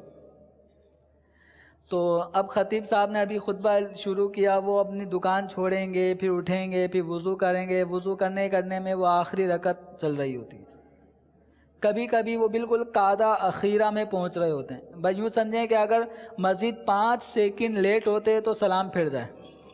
تو ایسے وقت میں اگر کوئی جمعے کی نماز کے لیے آ جاتا ہے اور قعدے میں شامل ہو جاتا ہے تو اس کی نماز ہو جائے گی، اس کی نماز ہو جائے گی۔ تو بس اوقات لوگوں کے ذہن میں سوال اٹھتے ہیں، خطبہ تو سنا نہیں، تو جمعہ کیسے ہوگا؟ خطبے کا ہونا شرط ہے، خطبے کا ہونا شرط ہے، خطبہ سننا نماز ہونے کے لیے شرط نہیں ہے۔ تو اگر کسی نے نہیں سنا خطبہ اور آ کے ڈائریکٹ جماعت میں شامل ہو جاتا ہے تو اس کی نماز ہو گئی۔ اب میرے اس بتائے ہوئے مسئلے سے کوئی یہ نہ سمجھے نماز تو ہو جاتی ہے، اس لیے ہم نکلیں گے ہی 5 منٹ پہلے ہی، دکان سے اٹھیں گے ہی اس وقت جب خطیب خطبے کے لیے اٹھے گا تو ہم بھی اٹھ جائیں گے نماز کے لیے۔ تو اب یہ نماز کا ہو جانا یہ ایک الگ بات ہے، لیکن آپ کا اتنی تاخیر کرنا یہ کہاں سے جائز ہے؟ تو جب اذان اول ہو جائے، یہ مسئلہ سماعت فرما لیں کہ جب اذان اول، جمعے کے دن 2 اذانیں ہوتی ہیں، ایک اذان خطبہ شروع ہونے سے پہلے خطیب کے سامنے دی جاتی ہے، اور اس اذان ثانی کا بھی مسجد میں دینا مکروہ ہے، اجازت نہیں ہے، مسجد کے باہر ہوگی، خطیب کے سامنے ہوگی۔ تو اذان ثانی یہ خطبے سے پہلے جو ہوتی ہے یہ اذان ثانی ہوتی ہے، اور اس سے پہلے ایک اذان ہوتی ہے جو اذان اول ہوتی ہے، کہ جس کے بعد پھر بسا اوقات سنتیں پڑھی جاتی ہیں، یا بسا اوقات یہ اذان اول بیان سے پہلے ہوتی ہے۔ تو عام طور پہ دونوں طرح کا رواج ہے کہ پہلے اذان ہو جائے گی، پھر خطیب صاحب بیان کریں گے، پھر سنتیں پڑھنے کا موقع دیں گے، پھر اس کے بعد خطبے کی اذان ثانی ہوتی ہے۔ اور کہیں کہیں ایسا ہے کہ پہلے وہ بیان ہو جاتا ہے، بیان کے بعد پھر اذان ہوتی ہے، اذان کے بعد سنتیں پڑھی جاتی ہیں، پھر خطبے کی اذان ہوتی ہے، پھر آگے نماز کا پورا طریقہ۔ تو دونوں طریقے درست ہیں، لیکن جب بھی اذان اول ہو، چاہے بیان سے پہلے اذان اول ہو یا بیان کے بعد اذان اول ہو، اذان اول ہوتے ہی اب کام کاج کاروبار سب بند کرنا لازم۔ اللہ تبارک و تعالی ارشاد فرماتا ہے اذا نودی للصلاۃ من یوم الجمعہ، کہ جب جمعے کے دن نماز کے لیے اذان کہی جائے، فاسعوا الی ذکر اللہ، اللہ تعالی کے ذکر یعنی نماز کے لیے دوڑو، وذروا البیع، اور کاروبار کو چھوڑ دو۔ تو اب یہ لازم ہے۔ اب اس بات پہ اگر کوئی نہیں عمل کرتا تو وہ گناہ گار ہوگا۔ تو کاروبار چھوڑنا یہ ضروری ہے۔ جمعہ ہو جائے گا، اور جمعے کے دن جو اذان خطیب کے سامنے ہو، اس کا آپ کو مسئلہ بیان کیا ہے کہ یہ اذان مسجد کے اندر ہونا منع ہے، مکروہ ہے۔ یہ مسجد سے باہر خطیب کے سامنے یہ اذان ہو رہی ہے، تو یہ سنت ہے۔ خطبے کے دوران جب خطیب خطبے کے لیے کھڑا ہو جائے، تو چاہے وہ جمعے کا خطبہ ہو چاہے وہ عید کا خطبہ ہو، تو جب خطیب خطبے کے لیے کھڑا ہو چکا ہے تو خطبے کو خاموشی کے ساتھ سننا ضروری ہے۔ اور جمعے کی نماز کے اندر جب خطیب خطبے کے لیے کھڑا ہو جائے تو اس وقت سے لے کر نماز جمعہ ہو جانے تک کوئی بھی کلام، کوئی بھی بات چیت آپ نہیں کر سکتے۔ اب اس کی اجازت نہیں ہے خطبے سے لے کر نماز مکمل ہونے تک، یعنی فرضوں کے سلام پھرنے تک۔ اب کوئی بات چیت نہیں ہوگی، ادھر آ جاؤ ادھر چلے جاؤ، یہ بولنے کی بھی اجازت نہیں ہے۔ ہاں اگر کوئی برائی دیکھیں تو اس برائی کو روکنے کے لیے ہاتھ یا سر کے اشارے سے اس کو تنبیہ کی جا سکتی ہے، اس کو بولا نہیں جائے گا۔ اور ایسے ہی دوران خطبہ ہو یا اس مقام پہ لوگ جو آگے بڑھتے چلے جاتے ہیں تو یہ بھی جائز نہیں ہے۔ جہاں جگہ ملے وہیں پر موقوف ہو جائیں، وہیں پر اپنی حرکت روک دیں، بیٹھ جائیں، توجہ کے ساتھ خطبے کو سماعت کریں۔ آگے بڑھ بڑھ کے جو لوگوں کے کندھے پھلانگ پھلانگ کے آگے جا رہے ہوتے ہیں، احادیث مبارکہ میں ایسے لوگوں کے لیے بہت سخت وعید ارشاد فرمائی گئی کہ یہاں تک فرمایا گیا کہ اس آدمی کو پل بنا دیا جائے گا جہنم کے اوپر، لوگ اس کو روندتے ہوئے جا رہے ہوں گے۔ اور ہم اپنی آسانی کے لیے وہ پنکھا فلاں چل رہا ہے تو میں یہاں اس کو پار کیا، اس کو کراس کیا، اس کا کندھا پھلانگا، پنکھے کے نیچے جگہ بنا کے بیٹھ گئے۔ اگلی صفوں میں ایک آدمی کی جگہ خالی ہے تو وہ چھٹی صف سے اٹھ کے ایک آدمی آ رہا ہے، آتے آتے لوگوں کا کندھا پھلانگتے پھلانگتے پہلی صف میں آگے بیٹھ جاتا ہے۔ تو یہ ناجائز ہے۔ جب خطبہ ہو رہا ہو تو اب اس طرح آگے بڑھنے کی اجازت نہیں ہے۔ ایسے موقع پر جو خطبہ ہونے سے پہلے ہی عوام کو چاہیے جو اندر ہال میں موجود ہیں کہ اگلی صفوں کو جلدی جلدی پورا کر لیں خطیب کے خطبہ کے لیے کھڑے ہونے سے پہلے۔ خطبہ کے لیے کھڑا ہو گیا، اب جو جس کنڈیشن میں جہاں بیٹھا ہے وہ وہیں بیٹھا رہے. اب یہ خطبہ ہونے کے بعد پھر ختم ہونے کے بعد پھر صفوں کی تکمیل کی جائے گی. اسی طرح نمازی کے سامنے رخ کرنا یہ ناجائز ہے. تو بس اوقات خطیب کے بالکل سامنے کوئی نماز پڑھ رہا ہوتا ہے تو اس نماز پڑھنے والے کو بھی چاہیے کہ اس کو پتہ ہوتا ہے کہ اس ٹائم اب خطبہ شروع ہونے والا ہے، تو اب وہ پہلے تو اپنی فجر کی نماز پڑھ رہا ہوتا ہے، پھر اس کے بعد اس نے 4 رکعت سنتیں پڑھنی ہوتی ہیں، وہ 6 رکعت پڑھنی ہے. خطیب نے کتنی پڑھنی ہے؟ 4. وہ 4 سنت پڑھ کے اس نے ممبر پہ بیٹھنا ہے، اور آپ نے پڑھنی ہے، فجر کی بھی قضا کرنی ہے، اور اس کے بعد 4 سنتیں بھی پڑھنی اور پڑھنی خطیب کے سامنے ہی ہیں. تو اب یہ خطیب کے لیے آزمائش ہو جاتی ہے. اب وہ 2 منٹ بیٹھا رہے گا، عوام پریشان کہ خطیب صاحب ممبر پہ کیوں نہیں آ رہے. تو خطیب کا نمازی کے سامنے ممبر پہ بیٹھنا، جبکہ سامنے کوئی نماز پڑھ رہا ہو تو خطیب کا ایسی حالت میں ممبر پہ بیٹھنا جائز نہیں ہے. اب یہ نمازی کو ہی سوچنا چاہیے کہ جس کو فجر بھی قضا کرنی ہے، سنتیں بھی پڑھنی ہے، تو پھر وہ کسی اور جگہ کی طرف جائے تاکہ خطیب کے لیے آزمائش نہ ہو. صلو علی الحبیب صلی اللہ تعالی علی محمد صلی اللہ تعالی علیہ وآلہ وسلم. جمعے کے دن جو سنتیں ہیں تو ان سنتوں کو جمعے ہی کی نیت سے پڑھا جائے گا. ایک تعداد عوام کی ایسی ہے کہ وہ سنتیں ظہر کے نام سے پڑھ رہی ہوتی ہیں. جمعے کے فرض وہ جمعے کے مانتے ہیں، بقیہ جمعے سے پہلے کی 4 سنتیں، جمعے کے فرض ادا کرنے کے بعد کی 4 سنتیں، پھر 2 سنتیں، پھر نوافل 2. تو اس کو وہ سمجھتے ہیں یہ ظہر کی نماز ہے. یعنی جمعے کے دن کتنی رکعتیں ہوتی ہیں ٹوٹل؟ بس یہ 14. اور ظہر کی کتنی ہوتی ہیں؟ بس عوام کے ذہن میں یہ بیٹھا ہوا ہے کہ جمعے کے دن جو ہم 14 پڑھتے ہیں تو وہ 2 رکعتیں یہ الگ سے جمعے کی ہیں، بقیہ سیم وہی ہیں، جو 4 سنت، پھر 4، پھر 2، پھر 2. تو عوام کے ذہن میں یہ بیٹھا ہوا ہے کہ ہم جو پہلے 4 سنت پڑھتے ہیں وہ تو ظہر کی 4 سنت ہو گئیں، اور جو فرضوں کے بعد جو 4 سنت پڑھتے ہیں وہ ظہر کے گویا فرض ہوتے تھے، وہ فرض جو ہے وہ سنت میں بدل گئے. ایسا نہیں ہے. جمعے کے دن 14 رکعتیں وہ جمعے ہی کی ہیں، اس میں ظہر کی اصلاً 1 رکعت بھی نہیں ہے. تو جمعے کی نماز کے فرضوں سے پہلے یا فرضوں کے بعد جو بھی آپ نے نیتیں کرنی ہیں وہ ساری نیتیں کون سی نماز کی کرنی ہیں؟ جمعے کی ہی کرنی ہے. یہ الگ بات ہے کہ فرضوں میں فرض کی نیت، سنت میں سنت کی نیت کریں گے. صلو علی الحبیب صلی اللہ تعالی علی محمد صلی اللہ تعالی علیہ وآلہ وسلم. صلاۃ و سلام علیک یا سیدی یا مکی یا مدنی یا رسول اللہ صلی اللہ علیہ وسلم. اب آتے ہیں عیدین کے حوالے سے کچھ ضروری مسائل. عید کی نماز پڑھنے کے طریقہ کار، اس سے متعلق کچھ سنیں گے. تو عید الفطر یا عید الاضحیٰ، اس کے بھی وہی شرائط ہیں جو جمعہ کے شرائط ہیں. یعنی جہاں جہاں جمعہ ہو سکتا ہے وہاں وہاں کے لوگوں پر عید کی نماز بھی لازم ہوگی، وہاں وہاں عید کی نماز پڑھی جائے گی.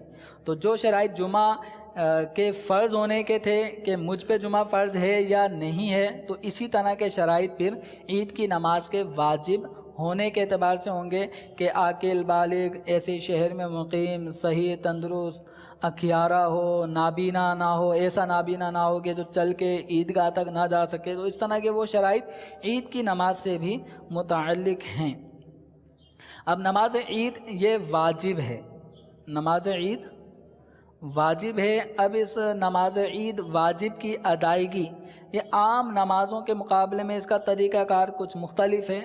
سال میں 2 مرتبہ یہ پڑھی جاتی ہے، عید الفطر کے موقع پر، عید الاضحیٰ کے موقع پر. اب یہاں عوام جو ہے نا وہ دیکھا دیکھی، ایک دوسرے کو دیکھ کر، برابر والے کو دیکھ کر، تو اگلے والے کو دیکھ کر یوں نماز پڑھ رہے ہوتے ہیں، اور نماز پڑھتے ہوئے بس اوقات بہت ساری غلطیاں کوتاہیاں کر جاتے ہیں.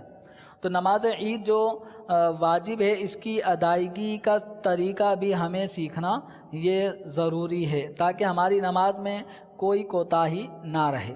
تو نماز عید میں لفظ اللہ اکبر جو نماز ہم شروع میں کہتے ہیں نماز پڑھتے وقت، وہاں سے لے کے سلام پھیرنے تک سب طریقہ کار تو وہی ہے. صرف اضافہ ہے تو کس چیز کا؟ 6 تکبیرات کا. کس کا اضافہ ہے؟ 6 تکبیرات کا اضافہ ہے. 6 تکبیرات کے علاوہ بقیہ سیم طریقہ وہی ہے جو 2 رکعت فجر کا ہے. وہی انداز، وہی طریقہ کار ہے، وہی امام کو جہر کرنا ہے، سب کچھ کرنا ہے. لیکن فرق کہاں پہ آئے گا؟ صرف 6 تکبیرات کہنی ہے. وہ 6 تکبیرات بھی آپ یوں سمجھیں کہ 3 تکبیرات پہلی رکعت میں کہنی ہے اور 3 تکبیرات دوسری رکعت میں کہنی ہے. پہلی رکعت میں 3 تکبیریں زائد ہوں گی، دوسری رکعت میں 3 تکبیریں زائد ہوں گی. جو عام روٹین سے ہٹ کے جو 2 رکعت پڑھی جاتی ہے اس سے ہٹ کر یہ طریقہ کار ہوگا. تو اب اتنا ذہن میں رکھ لیں کہ ہم نے 6 تکبیریں اضافی کہنی ہیں. ٹھیک ہے.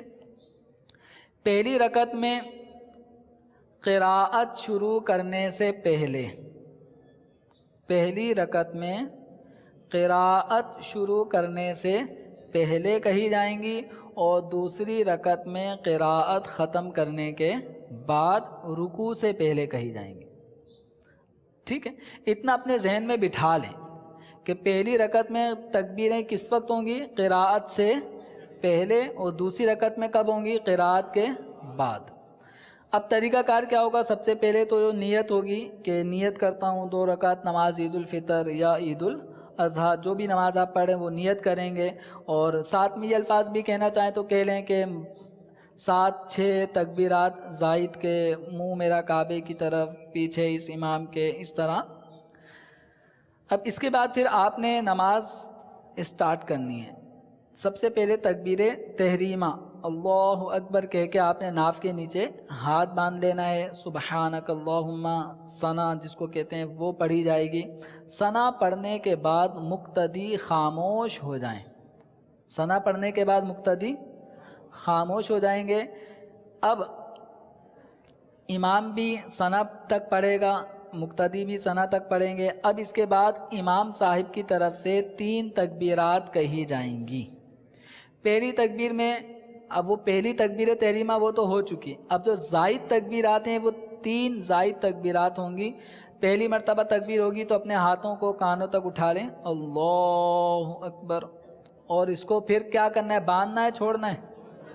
چھوڑ دینا ہے. سبحان اللہ سبحان اللہ سبحان اللہ، 3 مرتبہ سبحان اللہ کہنا نہیں ہے. اتنی دیر تک انتظار کیا جائے گا. پھر دوبارہ اللہ اکبر، ہاتھ چھوڑ دیے جائیں گے. اس کو میں پریکٹیکل کر کے آپ کو دکھا دیتا ہوں. مثال کے طور پہ یہ تکبیر تحریمہ ہے اللہ اکبر، نماز میں داخل ہو گیا، ثنا پڑھیں گے سبحانک اللہم. یہ پوری پڑھنے کے بعد اب 3 تکبیرات زائد ہوں گی. اب امام صاحب ثنا پڑھنے کے بعد کہیں گے اللہ اکبر، تو کانوں تک ہاتھ اٹھایا. اب اللہ اکبر کہنا ہے، اللہ اکبر، چھوڑ دیا. 3 مرتبہ سبحان اللہ سبحان اللہ سبحان اللہ کہنے کا وقفہ ہو گیا. پھر دوبارہ ہاتھ اٹھیں گے اللہ اکبر، 2 تکبیر ہو گئیں. پھر 3 مرتبہ سبحان اللہ سبحان اللہ سبحان اللہ کہنے کا وقفہ ہو گیا. اب اس کے بعد تیسری تکبیر ہوگی اللہ اکبر. اب کیا کرنا ہے؟ اب ہاتھ باندھنا ہے. جو 3 تکبیرات تھیں وہ ہو گئیں. اب میں نے کیا کرنا ہے؟ ہاتھ باندھ لیا. اب چونکہ قرات کس کو کرنی ہوتی ہے؟ امام کو. تو امام سب اعوذ باللہ پڑھیں گے، بسم اللہ پڑھیں گے، سورہ فاتحہ پڑھیں گے، سورت پڑھیں گے، رکوع کر لیں گے، سجدہ کر لیں گے. 1 رکعت مکمل ہو گئی. اس کے بعد پھر وہ کیا ہو گئے؟ کھڑے ہو گئے. دوسری رکعت شروع ہو گئی. اب دوسری رکعت کے شروع میں تکبیر نہیں کہی جائیں گی، بلکہ کب ہوں گی؟ اب امام صاحب پہلے بسم اللہ، سورہ فاتحہ، پھر اس کے بعد کوئی اور سورت. اب اس کے بعد فوراً رکوع میں نہیں جانا، فوراً رکوع میں نہیں جانا. اب امام صاحب نے سورہ فاتحہ سورت پڑھ لی، ابھی رکوع میں نہیں جانا. اب وہ کیا کہیں گے؟ اللہ اکبر، 3 سبحان اللہ کی مقدار وقفہ کیا، اللہ اکبر، پھر وقفہ ہو گیا 3 سبحان اللہ کہنے کی مقدار، پھر اللہ اکبر 3 سبحان اللہ کی مقدار. یعنی یہاں پہ وقفہ دینے کی حاجت نہیں ہے. 3 مرتبہ تکبیرات ہو گئیں. ٹھیک ہے، یہ جو زائد تکبیرات تھی وہ کہہ لیں. اب اس کے بعد کیا کرنا ہے؟ اللہ اکبر. اب اللہ اکبر کہہ کے رکوع میں چلا جانا ہے.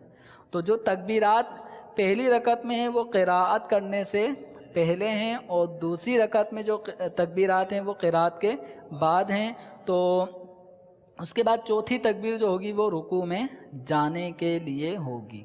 اب اگر کوئی شخص ایسا ہے کہ ہماری ایک تعداد ایک کوالٹی ہے نمازیوں میں کہ وقت پہ پہنچنا نہیں ہے، تو بعض اوقات ایسا ہوتا ہے کہ خطیب صاحب جو جمعہ عید کی نماز پڑھا رہے ہیں، امام صاحب پہلی رکعت کی تکبیریں کہہ چکے. پہلی رکعت کی تکبیریں کب کہی جائیں گی؟ قرات کے بعد پہلے. اب وہ جب اب اتنا تو آئیڈیا ہونا چاہیے نا کہ پہلی رکعت چل رہی ہے دوسری، تو خیر آئیڈیا ہو یا نہ ہو. اب یہ ہوا یہ کہ یہ آ گئے اس وقت کے خطیب صاحب نے قرات شروع کر دی، قرات شروع کر دی، تو اتنا تو آئیڈیا ہو رہا ہے کہ یہ پہلی رکعت ہے. تو اب ایسی صورت میں اب کوئی نمازی آتا ہے، نماز میں داخل ہوتا ہے، ٹھیک ہے، وہ امام صاحب سورہ فاتحہ سورت پڑھ رہے ہیں اور اس کو پتہ ہے کہ یہ پہلی رکعت چل رہی ہے، کہ وضو کر رہا تھا پہلی چل رہی ہے، پتہ ہے. اب یہ کیا کرے گا؟ یہ آ کے نماز میں داخل ہوگا. سب سے پہلے اللہ اکبر، ٹھیک ہے، تکبیر تحریمہ کہہ کے نماز میں داخل ہو گیا. ثنا اب تو نہیں پڑھے گا کیونکہ جب امام قرات شروع کر چکا ہے تو اب قرات کے دوران ثنا نہیں پڑھی جائے گی. اب یہ تکبیر تحریمہ کہہ کے نماز میں داخل ہو گیا. اب اس کو 3 تکبیرات کہنی ہیں. وہی طریقہ اللہ اکبر 1، اللہ اکبر کتنی ہو گئیں؟ 2، اللہ اکبر 3 ہو گئیں. یہ ہاتھ باندھ کے قرات سنیں، ٹھیک ہے. اب یہ امام صاحب کے ساتھ یہ سمجھو جوائنٹ ہو گیا. اب یہ پوری نماز امام صاحب کے پیچھے پیچھے ادا کرے گا. اچھا، ایسی بھی تعداد ہوتی ہے کہ جو امام صاحب رکوع میں ہیں اور یہ امام صاحب کو رکوع میں اس نے پایا ہے، اب یہ آتا ہے نماز میں داخل ہو گیا. اب اس کو کیا کرنا ہے؟ تو اب اس صورت میں یہ ہے کہ اگر امام صاحب کو اس نے رکوع میں پایا ہے تو اب یہ کھڑے کھڑے یعنی اللہ اکبر کہے. اور اگر اس کو یہ پتہ ہے کہ امام صاحب ابھی رکوع میں ہیں اور اسی رکوع کی حالت میں کھڑے کھڑے تکبیرات کہہ لوں گا اور رکوع میں بھی چلا جاؤں گا، ٹھیک ہے. یعنی اگر ابھی امام صاحب رکوع میں گئے ہیں، اور عام طور پہ عید کی نماز میں ہمارے امام یہ تو کچھ کرم فرما ہی دیتے ہیں نمازیوں کی حالت دیکھ کے کہ وہ رکوع بڑا لمبا کرتے ہیں تاکہ یہ بھی آ جائے تو وہ بھی آ جائے، ٹھیک ہے. تو اب امام صاحب رکوع میں ہیں اور ابھی گئے ہیں، اور پتہ ہے کہ 7 تسبیحات انہوں نے پڑھنی ہیں. تو اب ایسی صورت میں مقتدی جو نیا آیا ہے وہ کیا کرے؟ اللہ اکبر، ٹھیک ہے. اب یہ ہاتھ باندھنے کا مجھے موقع خیر ہے نہیں، اللہ اکبر کہہ کے نماز میں داخل ہو گیا. اب یہ 3 تکبیرات کہے، اللہ اکبر، اللہ اکبر، اللہ اکبر. 3 تکبیرات ہو گئیں اور امام صاحب کہاں ہیں؟ اب یہ فوراً اللہ اکبر کہہ کے رکوع میں چلا جائے. اگر اس کو یہ خدشہ ہے کہ امام صاحب کو رکوع میں بڑا ٹائم ہو گیا، اب یہ میرے یوں کھڑے ہو کر 3 تکبیرات کہنے میں کہیں امام صاحب رکوع سے سر نہ اٹھا لیں تو یہ رکعت فوت ہو جائے گی اس کی، کیونکہ رکوع ملا تو رکعت ملی اور رکوع نکل گیا تو وہ رکعت نہیں ملتی. تو اب ایسی صورت میں اس کو کیا کرنا ہے؟ یہ آئے اللہ اکبر، اللہ اکبر. اب یہ رکوع میں چلا گیا، امام صاحب بھی رکوع میں ہیں، یہ رکوع میں جا چکا ہے. اب یہ رکوع کے اندر یہ یوں نہیں کرے گا، رکوع میں ہاتھ نہیں اٹھائے جائیں گے، رکوع میں ہاتھ نہیں اٹھائے جائیں گے. رکوع میں یہ رکوع کی حالت میں ہی کہے گا اللہ اکبر، اللہ اکبر، اللہ اکبر. پھر جو رکوع کی تسبیحات کہنے کا موقع مل جائے تو وہ تسبیح پڑھے، وہ موقع نہیں مل رہا تو تسبیحات پڑھنا کیا ہے؟ سنت. اور تکبیرات عیدین کہنا کیا ہے؟ تو اب آپ کے پاس شارٹ ٹائم ہے، اس میں آپ سبحان ربی العظیم پڑھیں تو تکبیر کا موقع نہیں ملے گا. تو ایسے موقع پہ آپ کو تکبیر کہنی ہے کہ آپ ایسے موقع پہ آتے ہیں کہ امام رکوع میں ہیں اور ابھی رکوع میں گئے ہیں اور آپ کو پتہ ہے کہ ہمارے خطیب صاحب رکوع بڑا لمبا کرتے ہیں اور آپ کو 3 تکبیرات کھڑے ہو کر کہنے کا موقع مل جائے گا. تو ہاتھ اٹھا کر اور 3 تکبیرات کہہ کے پھر آپ رکوع میں داخل ہو جائیں. اور اگر آپ کو خدشہ ہے کہ کھڑے ہو کر تکبیرات کہنے میں رکوع سے سر اٹھا لیا جائے گا تو اب آپ کو رکوع میں ہی اللہ اکبر، یہ تکبیر تحریمہ تو کھڑے کھڑے کہنا ہے، یہ تو فرض ہے. اللہ اکبر کہہ کے آپ رکوع میں چلے گئے. اب رکوع کے اندر ہی آپ نے 3 تکبیرات کہنی ہیں. ٹھیک ہے. اب اگر آپ نے ایک ہی تکبیر کہی تھی، 2 کہی تھی کہ امام صاحب سمع اللہ لمن حمیدہ کہہ کے رکوع سے اٹھنا چاہتے ہیں، ابھی آپ کی ایک ہی تکبیر ہوئی تھی، 2 رہ گئی تھیں، 2 کہی تھی، 1 رہ گئی تھی، تو اب وہ بقیہ تکبیرات آپ سے ساقط ہو گئیں. بقیہ تکبیرات آپ سے ساقط ہو گئیں کہ تکبیرات کہنے کا جو موقع ہے وہ حالت قیام ہے، ٹھیک ہے، یا رکوع. تو رکوع میں بھی اگر آپ نے تکبیر نہیں کہی تو وہ آپ سے ساقط ہو گئیں. اب اس کے بعد آپ کی نماز ہوگی یا نہیں ہوگی، آپ کا واجب رہ گیا تو آپ کی نماز خیر ہو جائے گی. ٹھیک ہے. اب یہ تھا وہ طریقہ جو پہلی رکعت میں جو یوں آ کے شامل ہوتا ہے. ایسے بھی نمازی ہیں کہ جو دوسری رکعت میں آ کے شامل ہوتے ہیں، پوری رکعت ان کے وضو کرتے کرتے میں پوری ہو گئی، دوسری رکعت میں وہ آتے ہیں تو امام صاحب اب تکبیرات قرات سے پہلے کہیں گے یا بعد میں؟ بعد میں. پہلے قرات ہو رہی ہے، قرات کے بعد تکبیرات کہی جائیں گی. اب یہاں پر بھی سیم وہی چیزیں ہوں گی کہ جب امام صاحب نے قرات کے بعد 3 تکبیرات کہیں، کہنے کے بعد وہ چلے گئے رکوع میں، تو اب یہاں پر اس نمازی کے لیے بھی وہی صورتیں جو ابھی بیان ہوئیں کہ کھڑے کھڑے کہہ سکتا ہے، تکبیر تحریمہ کہنے کے بعد کھڑے کھڑے 3 تکبیرات کہہ کے رکوع میں چلے جائے، اور امام کو رکوع میں پا سکتا ہے تو کھڑے کھڑے تکبیرات کہے. اور اگر کھڑے کھڑے 3 تکبیرات کہنے سے پہلے ہی امام نے سر اٹھا لینا ہے تو اب اس نے کھڑے کھڑے نہیں کہنی، رکوع میں جا کر کہنی ہے. اور جب بھی رکوع میں تکبیرات عیدین کہنے کا موقع ہوگا تو ہاتھ اٹھائے نہیں جائیں گے کہ کانوں تک ہاتھ اٹھانے کا جو مقام ہے، محل ہے، وہ قیام ہے. رکوع کے اندر اس طرح رفع یدین نہیں ہوگا، ہاتھوں کو اٹھانے کا عمل نہیں ہوگا، وہ آپ کے ہاتھ اپنے گھٹنوں پر ہی ہوں گے. اور زبان سے آپ نے تکبیرات کہنی ہیں. تکبیرات کہنے کے بعد آپ کو رکوع کی تسبیح پڑھنے کا موقع ملتا ہے تو اب تسبیحات پڑھیں. اگر موقع نہیں ملتا تو تکبیرات ہی آپ ادا کریں.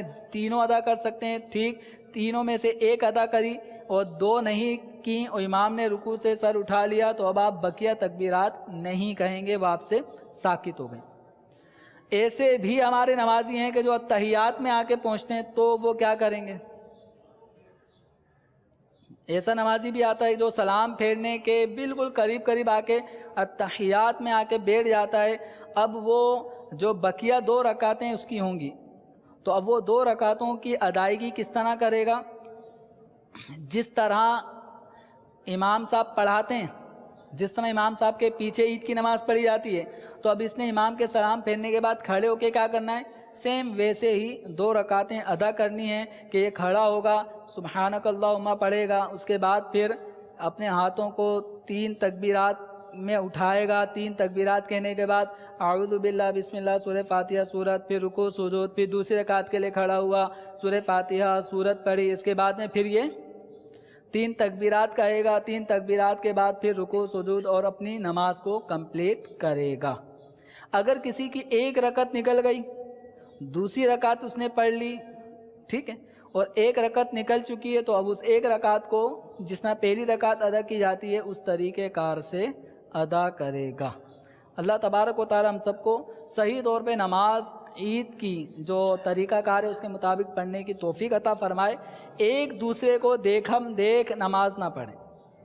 آپ کو طریقہ کار آسان سے آسان کر کے سمجھانے کی کوشش کی گئی تو اس طریقہ کار کو ذہن میں بٹھا لیں. خطیب صاحب کو موقع نہ دیں یا ان کو ضرورت محسوس نہ ہو کہ وہ ہر دفعہ آپ کو سال میں 2 مرتبہ آپ کو عید کا نماز کا طریقہ بتائیں ہی بتائیں.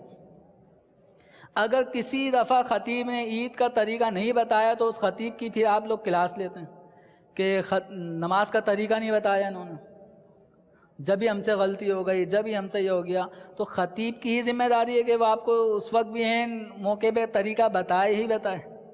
یہ تو آپ کی ذمہ داری ہے. خطیب نے جو نماز پڑھانی ہے، امام صاحب نے پڑھانی ہے، وہ اس کے پابند ہے کہ وہ صحیح پڑھائیں.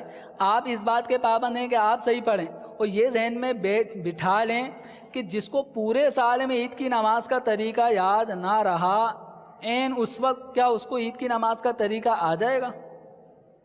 اتنے تو ہمارے حافظے مضبوط نہیں ہیں کہ پورے سال تک ہم نے نہ سیکھا اور آخری 2 منٹ کے اندر ہمیں پوری نماز سکھا بھی دی جائے، بتا بھی دیا جائے، مسائل بھی ہمیں سب سمجھ میں آ جائیں۔ تو اب جس کی 1 رکعت نکلی ہو، خطیب صاحب چلیں ان کو تو بتا دیں گے جو شروع سے موجود تھے، اس غریب کو کیا بتائیں گے خطیب صاحب کہ جس کی جو امام کو رکوع میں پا رہا ہے وہ کیسے پڑھے گا؟ وہ آیا ہی اس وقت ہے۔ اب وہ امام صاحب اگر عید کے دن یہ مسائل بتانا شروع کر دیں کہ یوں ہو جائے تو یوں کرنا ہے، یوں ہو جائے تو یوں کرنا ہے، یہ کس کو بتا رہے ہیں؟ ان کو بتا رہے ہیں جن کی 1 بھی رکعت فوت نہیں ہوگی، وہ پہلے سے شامل ہیں۔ وہ جو آئے گا ہی بالکل آخری رکعت میں، اس کو کون بتائے گا کہ اب اس نے کیسے پڑھنا ہے؟ تو اب ایسی صورت میں ہر ایک فرد واحد کی یہ ذمہ داری بنتی ہے کہ عید کی نماز کا طریقہ بھی سیکھے سمجھے۔ تو اس کے لیے امیر اہل سنت دامت برکاتہم العالیہ کا بہت ہی پیارا ایک رسالہ ہے، نماز عید کا طریقہ۔ یہ نماز کے احکام میں یہ رسالہ شامل ہے، جو میں نے طریقہ کار اور رکعتیں فوت ہونے کی صورت میں دیر سے آیا تو وہ کیا کرے گا، پورا چیپٹر اس کے اندر موجود ہے۔ نماز عید کا طریقہ، یہ نماز کے احکام میں یہ رسالہ موجود ہے۔ تو اس رسالے کو ضرور بھی ضرور اپنے مطالعے میں لانا، یہ آپ کے لیے فائدے سے خالی نہیں ہوگا۔ پھر ایک مشورہ میرا جمعہ پڑھانے والے جو ہمارے خطبہ ہیں ان کے لیے ہے کہ عید کی نماز کا طریقہ، جس طرح چند ایک مسائل میں نے ابھی آپ کے سامنے بیان کیے ہیں، اس طرح اور ضروری مسائل ہیں جو اس وقت بیان سے رہ گئے، ٹائم ختم ہو رہا ہے۔ تو خطیب صاحب کو چاہیے کہ نماز عید کا طریقہ، یہ جو رسالہ ہے امیر اہل سنت دامت برکاتہم العالیہ کا، یہ اس رسالے سے، چونکہ اس میں عید کے دن کی برکتیں بھی ہیں، اس کے فضائل بھی ہیں، اس کی اہمیت بھی ہے۔ اب خاص عید کے دن اگر اس کو لیا جائے گا تو اتنا واضح نہیں ہوگا، لوگوں کو پتہ نہیں چلے گا ہمیں عید کے دن کرنا کیا تھا۔ تو اس لیے عید سے پہلے جو جمعہ ہو، آخری جمعہ جس کے بعد عید نے آنا ہے، رمضان کا آخری جمعہ ہو گیا یا عید الاضحیٰ سے پہلے جو آخری جمعہ ہو گیا، اس جمعے کے دن وہ لوگوں کو اگر یہ نماز کے مسائل بتائیں گے، سکھائیں گے، تو انشاءاللہ آپ کے نمازی عین نماز کے وقت غلطیاں نہیں کریں گے۔ یہ ہمارے خطیبوں کا اپنے مقتدیوں پر ایک بہت بڑا احسان ہوگا کہ یہ 1 ہفتے پہلے ان کو طریقہ بتا دیں تاکہ یہ نماز سیکھ لیں۔ اب پھر اگر آپ عید کے دن اگر نماز کا طریقہ نہیں بھی بتاتے تو کوئی آپ کو چھیڑے گا نہیں۔ اللہ تبارک و تعالی ہم سب کو نماز عید، نماز جمعہ، نماز پنجگانہ اور اس کے علاوہ نوافل وغیرہ کا اچھے انداز میں اہتمام کرنے کی توفیق عطا فرمائے۔ آمین بجاہ النبی الامین صلی اللہ تعالی علیہ وآلہ وسلم۔ الصلاۃ والسلام علیک یا رسول اللہ وعلی آلک واصحابک یا نور اللہ، نویت سنت الاعتکاف۔ پیارے پیارے میٹھے میٹھے اسلامی بھائیوں، مدنی چینل کے ناظرین، الحمدللہ عز وجل ایک بار پھر ہم اپنے اس سلسلے میں مدنی قاعدہ پڑھنے کے لیے حاضر ہیں۔ قبل اس کے کہ ہم اپنے سبق کی طرف بڑھیں، دعا سے حسب معمول اس کا آغاز کرتے ہیں۔ صلو علی الحبیب صلی اللہ تعالی علی محمد صلی اللہ تعالی علیہ وسلم۔ اللہم افتح علینا حکمتک وانشر علینا رحمتک یا ذا الجلال والاکرام۔ صلو علی الحبیب صلی اللہ تعالی علی محمد صلی اللہ تعالی علیہ وسلم۔ الحمدللہ عز وجل تختی نمبر 16 پر ہمارا سبق تھا اور ہم پڑھ رہے تھے تختی نمبر 16، اور اس کے ہم نے 2 قاعدے بھی سیکھے تھے۔ تفخیم و ترقیق کے 2 قاعدے، تفخیم یعنی حرف کو پر پڑھنا اور ترقیق حرف کو باریک پڑھنا، اس کے 2 قاعدے سیکھے تھے۔ نمبر 1 الف، کہ الف کو کب پر اور کب باریک پڑھا جائے۔ الف سے پہلے اگر پر حرف آ جائے تو الف کو پر پڑھیں گے، الف سے پہلے اگر باریک حرف آ جائے تو الف کو باریک پڑھیں گے. ایک تو یہ قاعدہ تھا. اور دوسرا قاعدہ جو ہم نے کل سنا سیکھا تھا وہ ہے لام کا.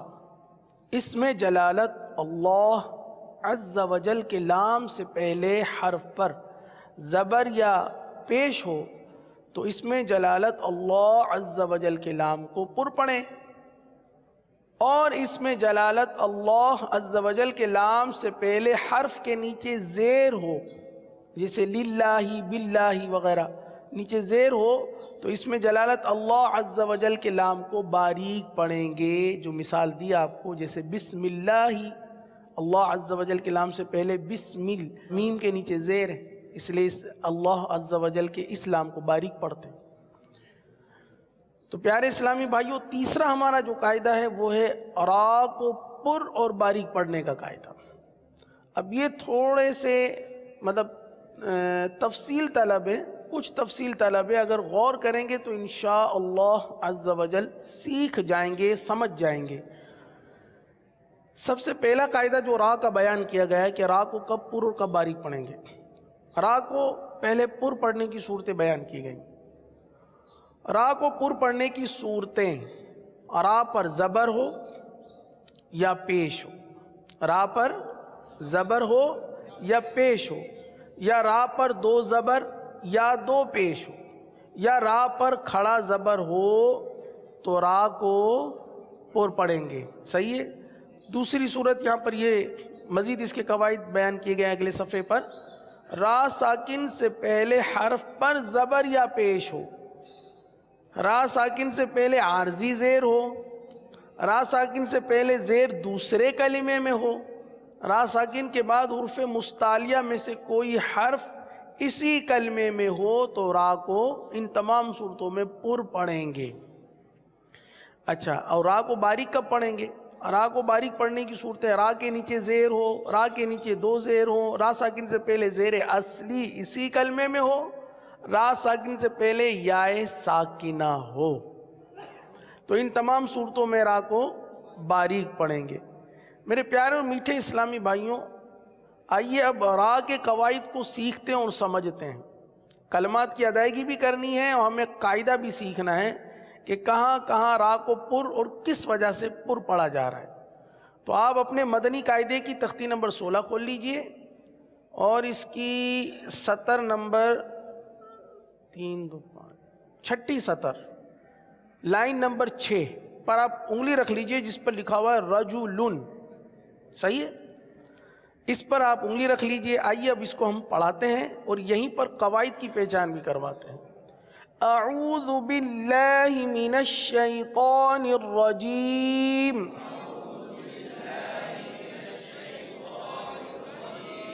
بسم اللہ الرحمن الرحیم. رجل, را پر کیا ہے, کون سی حرکت ہے؟ را پر زبر ہے. صحیح ہے. رجل, ہم نے را کو کیا پڑھا؟ پر پڑھا. اس کی وجہ یہ ہے, ہم نے پہلا قاعدہ پڑھا کہ را پر زبر یا پیش ہو. رجل الم تر, الم تر. رزقوا, رزقوا. اکثر, اکثر. اب یہاں دیکھیے, رجل را پر زبر, را کو پر پڑھیں گے. الم تر, را پر زبر, را کو پر پڑھیں گے. رزقوا, را پر پیش, را کو پر پڑھیں گے. اکثر, را پر پیش, را کو پر پڑھیں گے. صحیح ہے. اب مزید آگے پڑھتے ہیں. اجرن, اجرن, اجرن. اب یہاں پر دیکھیے, را پر دو زبر کی تنوین ہو یا دو پیش کی تنوین ہو تو را کو پر پڑھتے ہیں. آپ کے مدنی قاعدے میں قاعدہ لکھا ہوا ہے کہ را پر دو زبر یا دو پیش کی تنوین ہو تو اجرن اور اجرن دو زبر دو پیش کی تنوین ہے, دونوں را کو پر پڑھیں گے. آگے بڑھتے ہیں. ابراہیم, ابراہیم. اب یہاں پر را پر کھڑا زبر ہے قاعدے کے اندر کیا لکھا ہوا ہے کہ اگر را پر کھڑا زبر ہو تو را کو پر پڑھیں گے، تو اس را کو پر پڑھیں گے. ابراہیم. آگے چلتے ہیں. عرشن. عرشن. ام صبرنا. ام صبرنا. ترجعون. ترجعون. یرزقون. اب یہاں دیکھیے عرشن را ساکن ہے، اس سے پہلے عین پر کون سی حرکت ہے؟ زبر. جی ہاں، را ساکن سے پہلے زبر ہے، اس لیے را کو پر پڑھیں گے. اسی طرح ام صبرنا میں را ساکن ہے، صبر را ساکن ہے، را ساکن سے پہلے با پر زبر ہے، لہذا را کو پر پڑھیں گے. اسی طرح ترجعون، تر را ساکن تا پر پیش، را ساکن سے پہلے پیش آ گیا تو اب یہاں بھی را کو پر پڑھیں گے. اسی طرح یرزقون، یر را ساکن یا کے اوپر پیش، یا ساکن سے پہلے پیش آ گیا، اس لیے را کو پر پڑھیں گے. اور ہم نے قاعدے میں پڑھا ہے کہ را ساکن سے پہلے حرف پر زبر یا پیش ہو تو را کو پر پڑھتے ہیں. تو اس کی مثال آپ کے سامنے موجود ہے، ایک بار پھر پڑھ لیجئے. عرشن ام صبرنا ترجعون یرزقون. آگے ارجع، را کو پر پڑھیں گے. ارجع. ارجعوا. ارجعوا. ارجعی. ارکعوا. اب یہاں یہ جتنے بھی را ہیں یہ سب کے سب پر پڑے جائیں گے. وجہ، اس کی وجہ یہ ہے کہ را ساکن سے پہلے عارضی زیر ہے. عارضی زیر اسے کہتے ہیں کہ جو کبھی ہو کبھی نہ ہو. اب ارجع سے پہلے اگر کوئی دوسرا کلمہ آ گیا جیسے ربی لگا دیا تو یہ بن جائے گا رب ارجع. ربی ارجع نہیں پڑھا جائے گا. تو یہ جو حمزہ ہے یہ حمزہ وصلی کہلاتا ہے. وصلی ملانا، ما قبل ملانے کی صورت میں، پہلے والے حرف سے ملانے کی صورت میں جو گر جاتا ہے، وہ الف جو پڑھا نہیں جاتا تو اس کی حرکت بھی عارضی ہو گئی. تو اسی طرح یہ ارجع، ارجعوا، ارجعی، ارکعوا، ان تمام را سے پہلے جو حمزہ ہے یہ حمزہ وصلی کہلاتے ہیں. حمزہ وصلی وہ جو پیچھے سے ملانے کی صورت میں، ما قبل ملانے کی صورت میں گر جائے، اس کی حرکت جو ہوتی ہے وہ بھی عارضی ہوتی ہے. تو اسی لیے قاعدہ بیان کیا گیا کہ را ساکن سے پہلے عارضی زیر ہو تو را کو پر پڑھیں گے. آئیے ایک بار پھر پڑھ لیجئے اس کو. ارجع. ارجعوا. ارجعی. ارکعوا. آگے رب ارحمہما. رب ارجعونی. رب ارجعونی. ان ارتبتم. ان ارتبتم. ام ارتابوا. اب یہ جتنے کلمات ہم نے پڑھے ہیں اس میں کون سا قاعدہ لگ رہا ہے؟ آئیے سیکھتے ہیں. مدنی قاعدے کے اندر موجود ہے کہ را ساکن سے پہلے زیر دوسرے کلمے میں ہو. را ساکن سے پہلے زیر دوسرے کلمے میں ہو. اب آپ دیکھیے رب ارحمہما میں، اس مثال میں آپ سمجھنے کی کوشش کیجئے. رب را ساکن ہے، صحیح ہے. را ساکن سے پہلے زیر کون سے کلمے میں؟ دوسرے کلمے میں، با کے نیچے ہے، صحیح ہے نا. حمزہ کو بھی چھوڑ دیا، الف کو بھی چھوڑ دیا، الف سے پہلے والا با اس کے نیچے، تو ہم کہیں گے دوسرے کلمے کے نیچے ہے، صحیح نا. تو را ساکن سے پہلے زیر دوسرے کلمے میں ہو تو اس صورت میں را کو پر پڑھا جاتا ہے. رب ارحمہما. رب ارجعونی. ان ارتبتم. ام ارتابوا. اب آخری را کو پر پڑھنے کا قاعدہ رہ گیا، وہ بھی بہت آسان ہے، اس کو بھی سیکھ لیں. پہلے وہ کلمات پڑھ لیں کہ جن میں یہ قاعدہ موجود ہے تاکہ قاعدہ سیکھنے سمجھنے میں آسانی ہو جائے. کل فرق، کل فرق، فرقۃ، را کو پر پڑھیں گے، فرقۃ، مرصاد، فی قرطاس۔ اچھا، کل فرق، اس را کو کیوں پر پڑھیں گے، یا ان تمام کلمات میں جو میں نے ابھی پڑھا ہے، ان تمام کلمات میں را کو کیوں پر پڑھیں گے؟ اس لیے پر پڑھیں گے میرے پیارے اسلامی بھائیوں اور مدنی چینل کے ناظرین کہ مدنی قاعدے میں جو را کے پر پڑھنے کا آخری قاعدہ لکھا ہوا ہے وہ یہ لکھا ہوا ہے کہ را ساکن کے بعد حروف مستعلیہ میں سے کوئی حرف اسی کلمے میں ہو تو اس صورت میں بھی را کو پر پڑھیں گے۔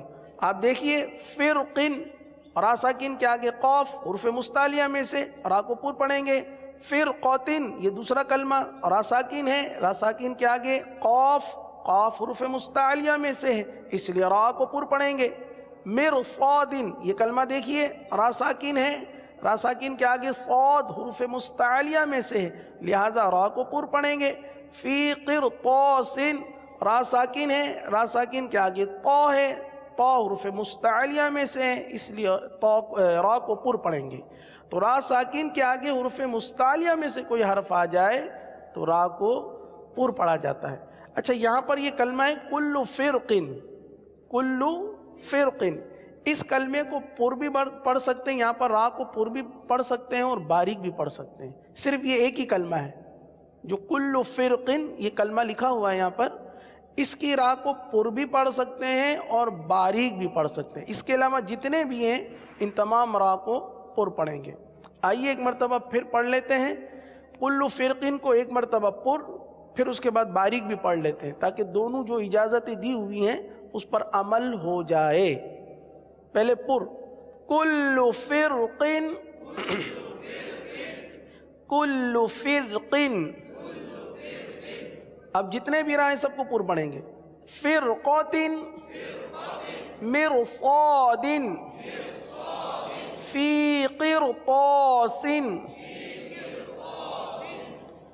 اب جو را آگے آ رہے ہیں وہ سب کے سب باریک را، جو باریک پڑھے جاتے ہیں، صحیح ہے؟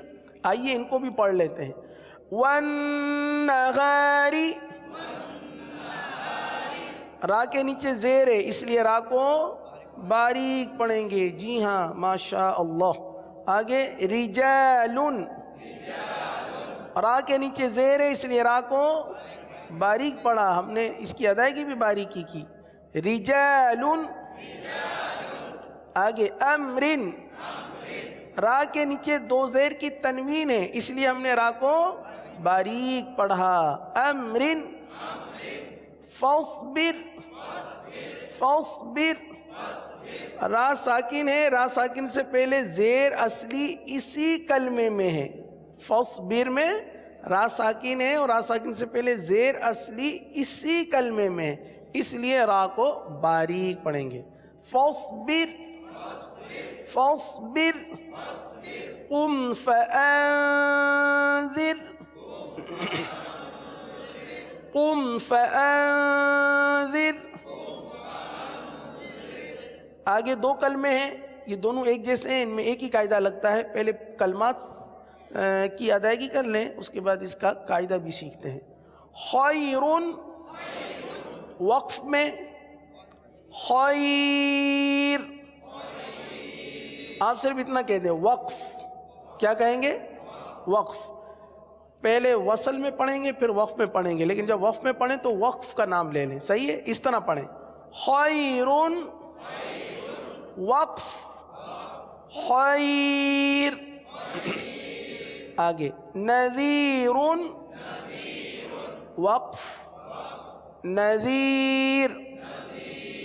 اب یہاں دیکھیے جب ہم پڑھیں گے خیرن، خیرن، تو را پر دو پیش کی تنوین وہ ہم نے پڑھی، تو اب را کو کیا پڑھیں گے؟ پر پڑھیں گے، جی ہاں را کو پر پڑھیں گے۔ لیکن اگر ہم نے کر دیا وقف، خیر، خیر، تو اب را کو کیا پڑھیں گے؟ باریک پڑھیں گے، جی ہاں ماشاء اللہ۔ را ساکن سے پہلے یا ساکنہ، را ہم نے وقف کی وجہ سے ساکن کر دی، خیرن کو خیر پڑھا، خیر، را کو ساکن کر دیا وف کی وجہ سے، اور اس سے پہلے یا ساکنہ آ گیا۔ یا ساکن کو یا ساکنہ کہتے ہیں، جس یا کے اوپر جزم آ جائے اس کو یا ساکن یا ساکنہ بھی کہتے ہیں۔ تو را ساکن سے پہلے یا ساکنہ، را کو باریک پڑھیں گے۔ تو الحمدللہ عز وجل را کے تمام تر قواعد تقریباً کم و بیش ہم نے یہاں پر سیکھے سمجھے، اس کی ادائیگی بھی کی ہے۔ اب جب بھی ہم مدنی قاعدہ پڑھیں تو ہمارے پیش نظر کلمہ ہو، اور کلمے کے ساتھ اس کے اندر موجود را کے جو قواعد ہیں وہ بھی ہمارے پیش نظر رہیں گے، تو انشاءاللہ ہم کبھی قواعد کو نہیں بھول پائیں گے، اجرا بھی ہمارا درست ہوگا۔ آئیے اس پوری تختی کو ایک مرتبہ رواں سے پڑھ لیتے ہیں۔ بسم اللہ الرحمن الرحیم۔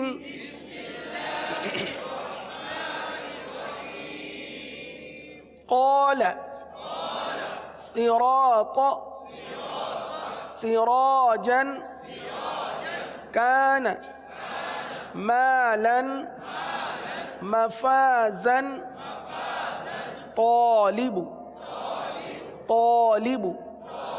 تابوا خالدا عابد غاسق طعام اللہ واللہ فاللہ ان اللہ هو اللہ من اللہ رسول اللہ رضی اللہ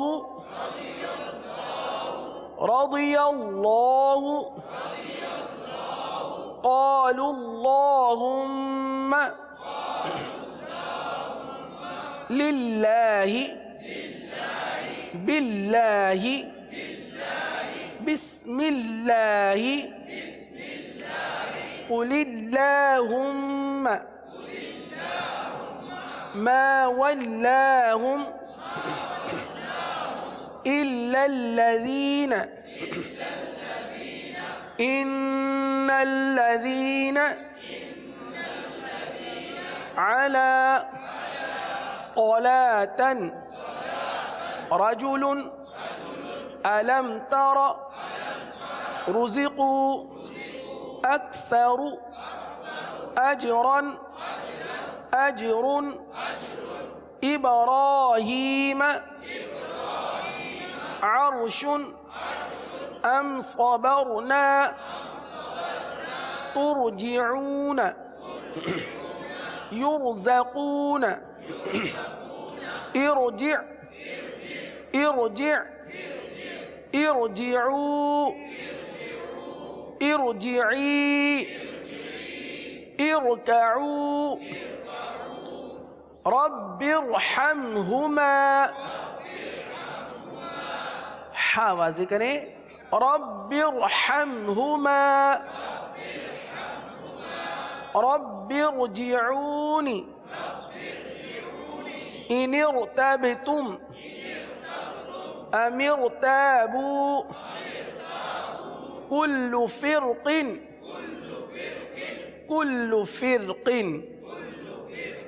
فرقة مرصاد في قرطاس والنهار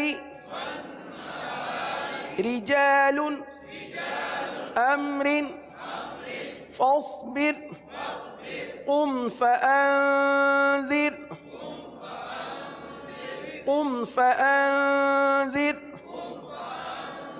خير وقف خير نذير وقف نذیر۔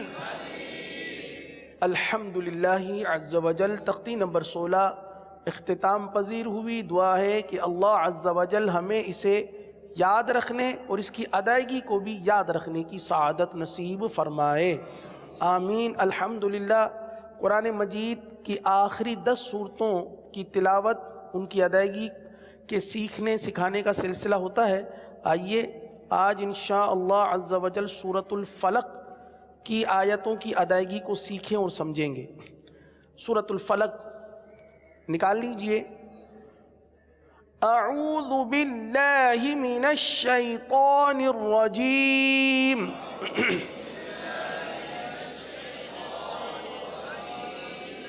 بسم اللہ الرحمن الرحیم۔ سورہ فلق کی پہلی آیت کریمہ، اور ایک ایک کلمے سے ہم آغاز کرتے ہیں، پھر پوری آیت پڑھتے ہیں، اسی ترتیب سے پڑھتے ہیں۔ قل اعوذ، دیکھیے اعوذ، قل اعوذ برب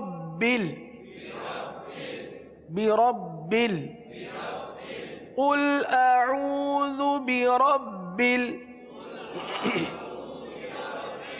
فلق، آخر میں قاف پر قلقلہ کی وجہ سے یہ آواز آ رہی ہے، فلق۔ اب پوری آیت کریمہ پڑھتے ہیں۔ قل اعوذ برب الفلق قل اعوذ برب الفلق۔ آیت نمبر 2، من شر، اس را کو باریک پڑھیں گے، شرری کی را کو باریک پڑھا جائے گا، لیکن ایک تعداد ہے جو شرری کی را کو پر پڑھتی ہوئی نظر آتی ہے، شرری غلط ہے، شرری را کو باریک رکھیں گے۔ من شرری ما خلق، ما خلق، من شر ما خلق، اور کو باریک پڑھیں گے انشاءاللہ، اور اس کو ہمیشہ یاد رکھیں گے۔ من شر ما خلق۔ آیت نمبر 3 ہے، وَمِن شر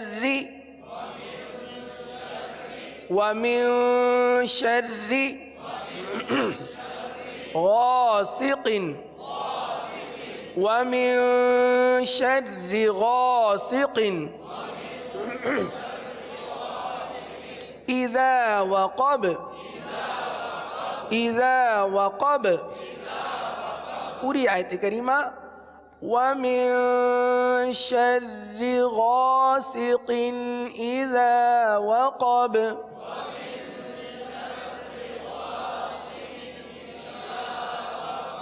اذا وقب۔ آیت نمبر 4، وَمِن شر، اب چونکہ یہ شرری کی را کو تو باریک ہی پڑھیں گے، لیکن یہ را نون کے ساتھ ملے گی، صحیح ہے؟ تو آپ پڑھیں گے شر النفاثات،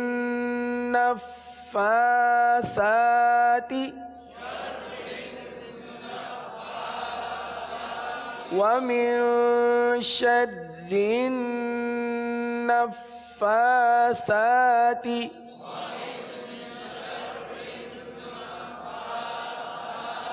فی العقد۔ پوری آیت کریمہ، وَمِن شر النفاثات فی العقد۔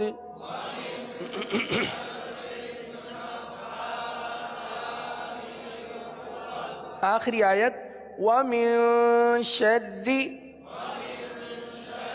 حاسد اذا حسد، وَمِن شر حاسد اذا حسد۔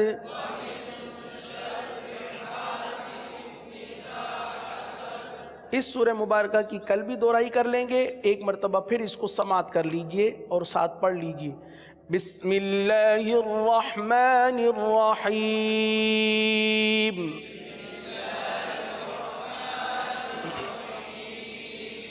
قل أعوذ برب الفلق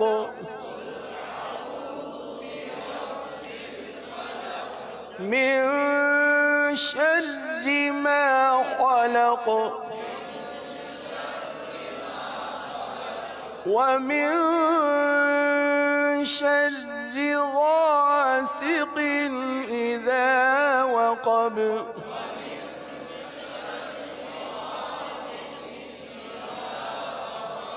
ومن شر النفاثات في العقد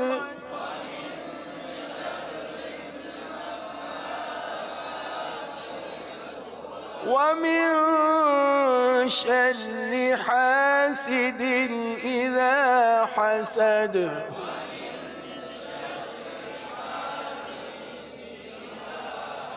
صدق الله العظیم۔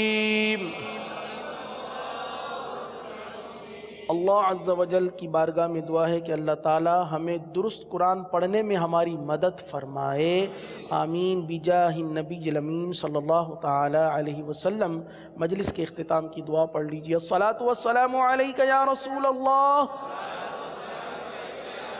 وعلى آلك وأصحابك يا حبيب الله سبحانك اللهم وبحمدك أشهد أن لا إله إلا أنت أستغفرك وأتوب إليك سبحانك اللهم وبحمدك أشهد أن لا إله إلا أنت أستغفرك وأتوب إليك سبحانك اللهم وبحمدك أشهد أن لا إله إلا أنت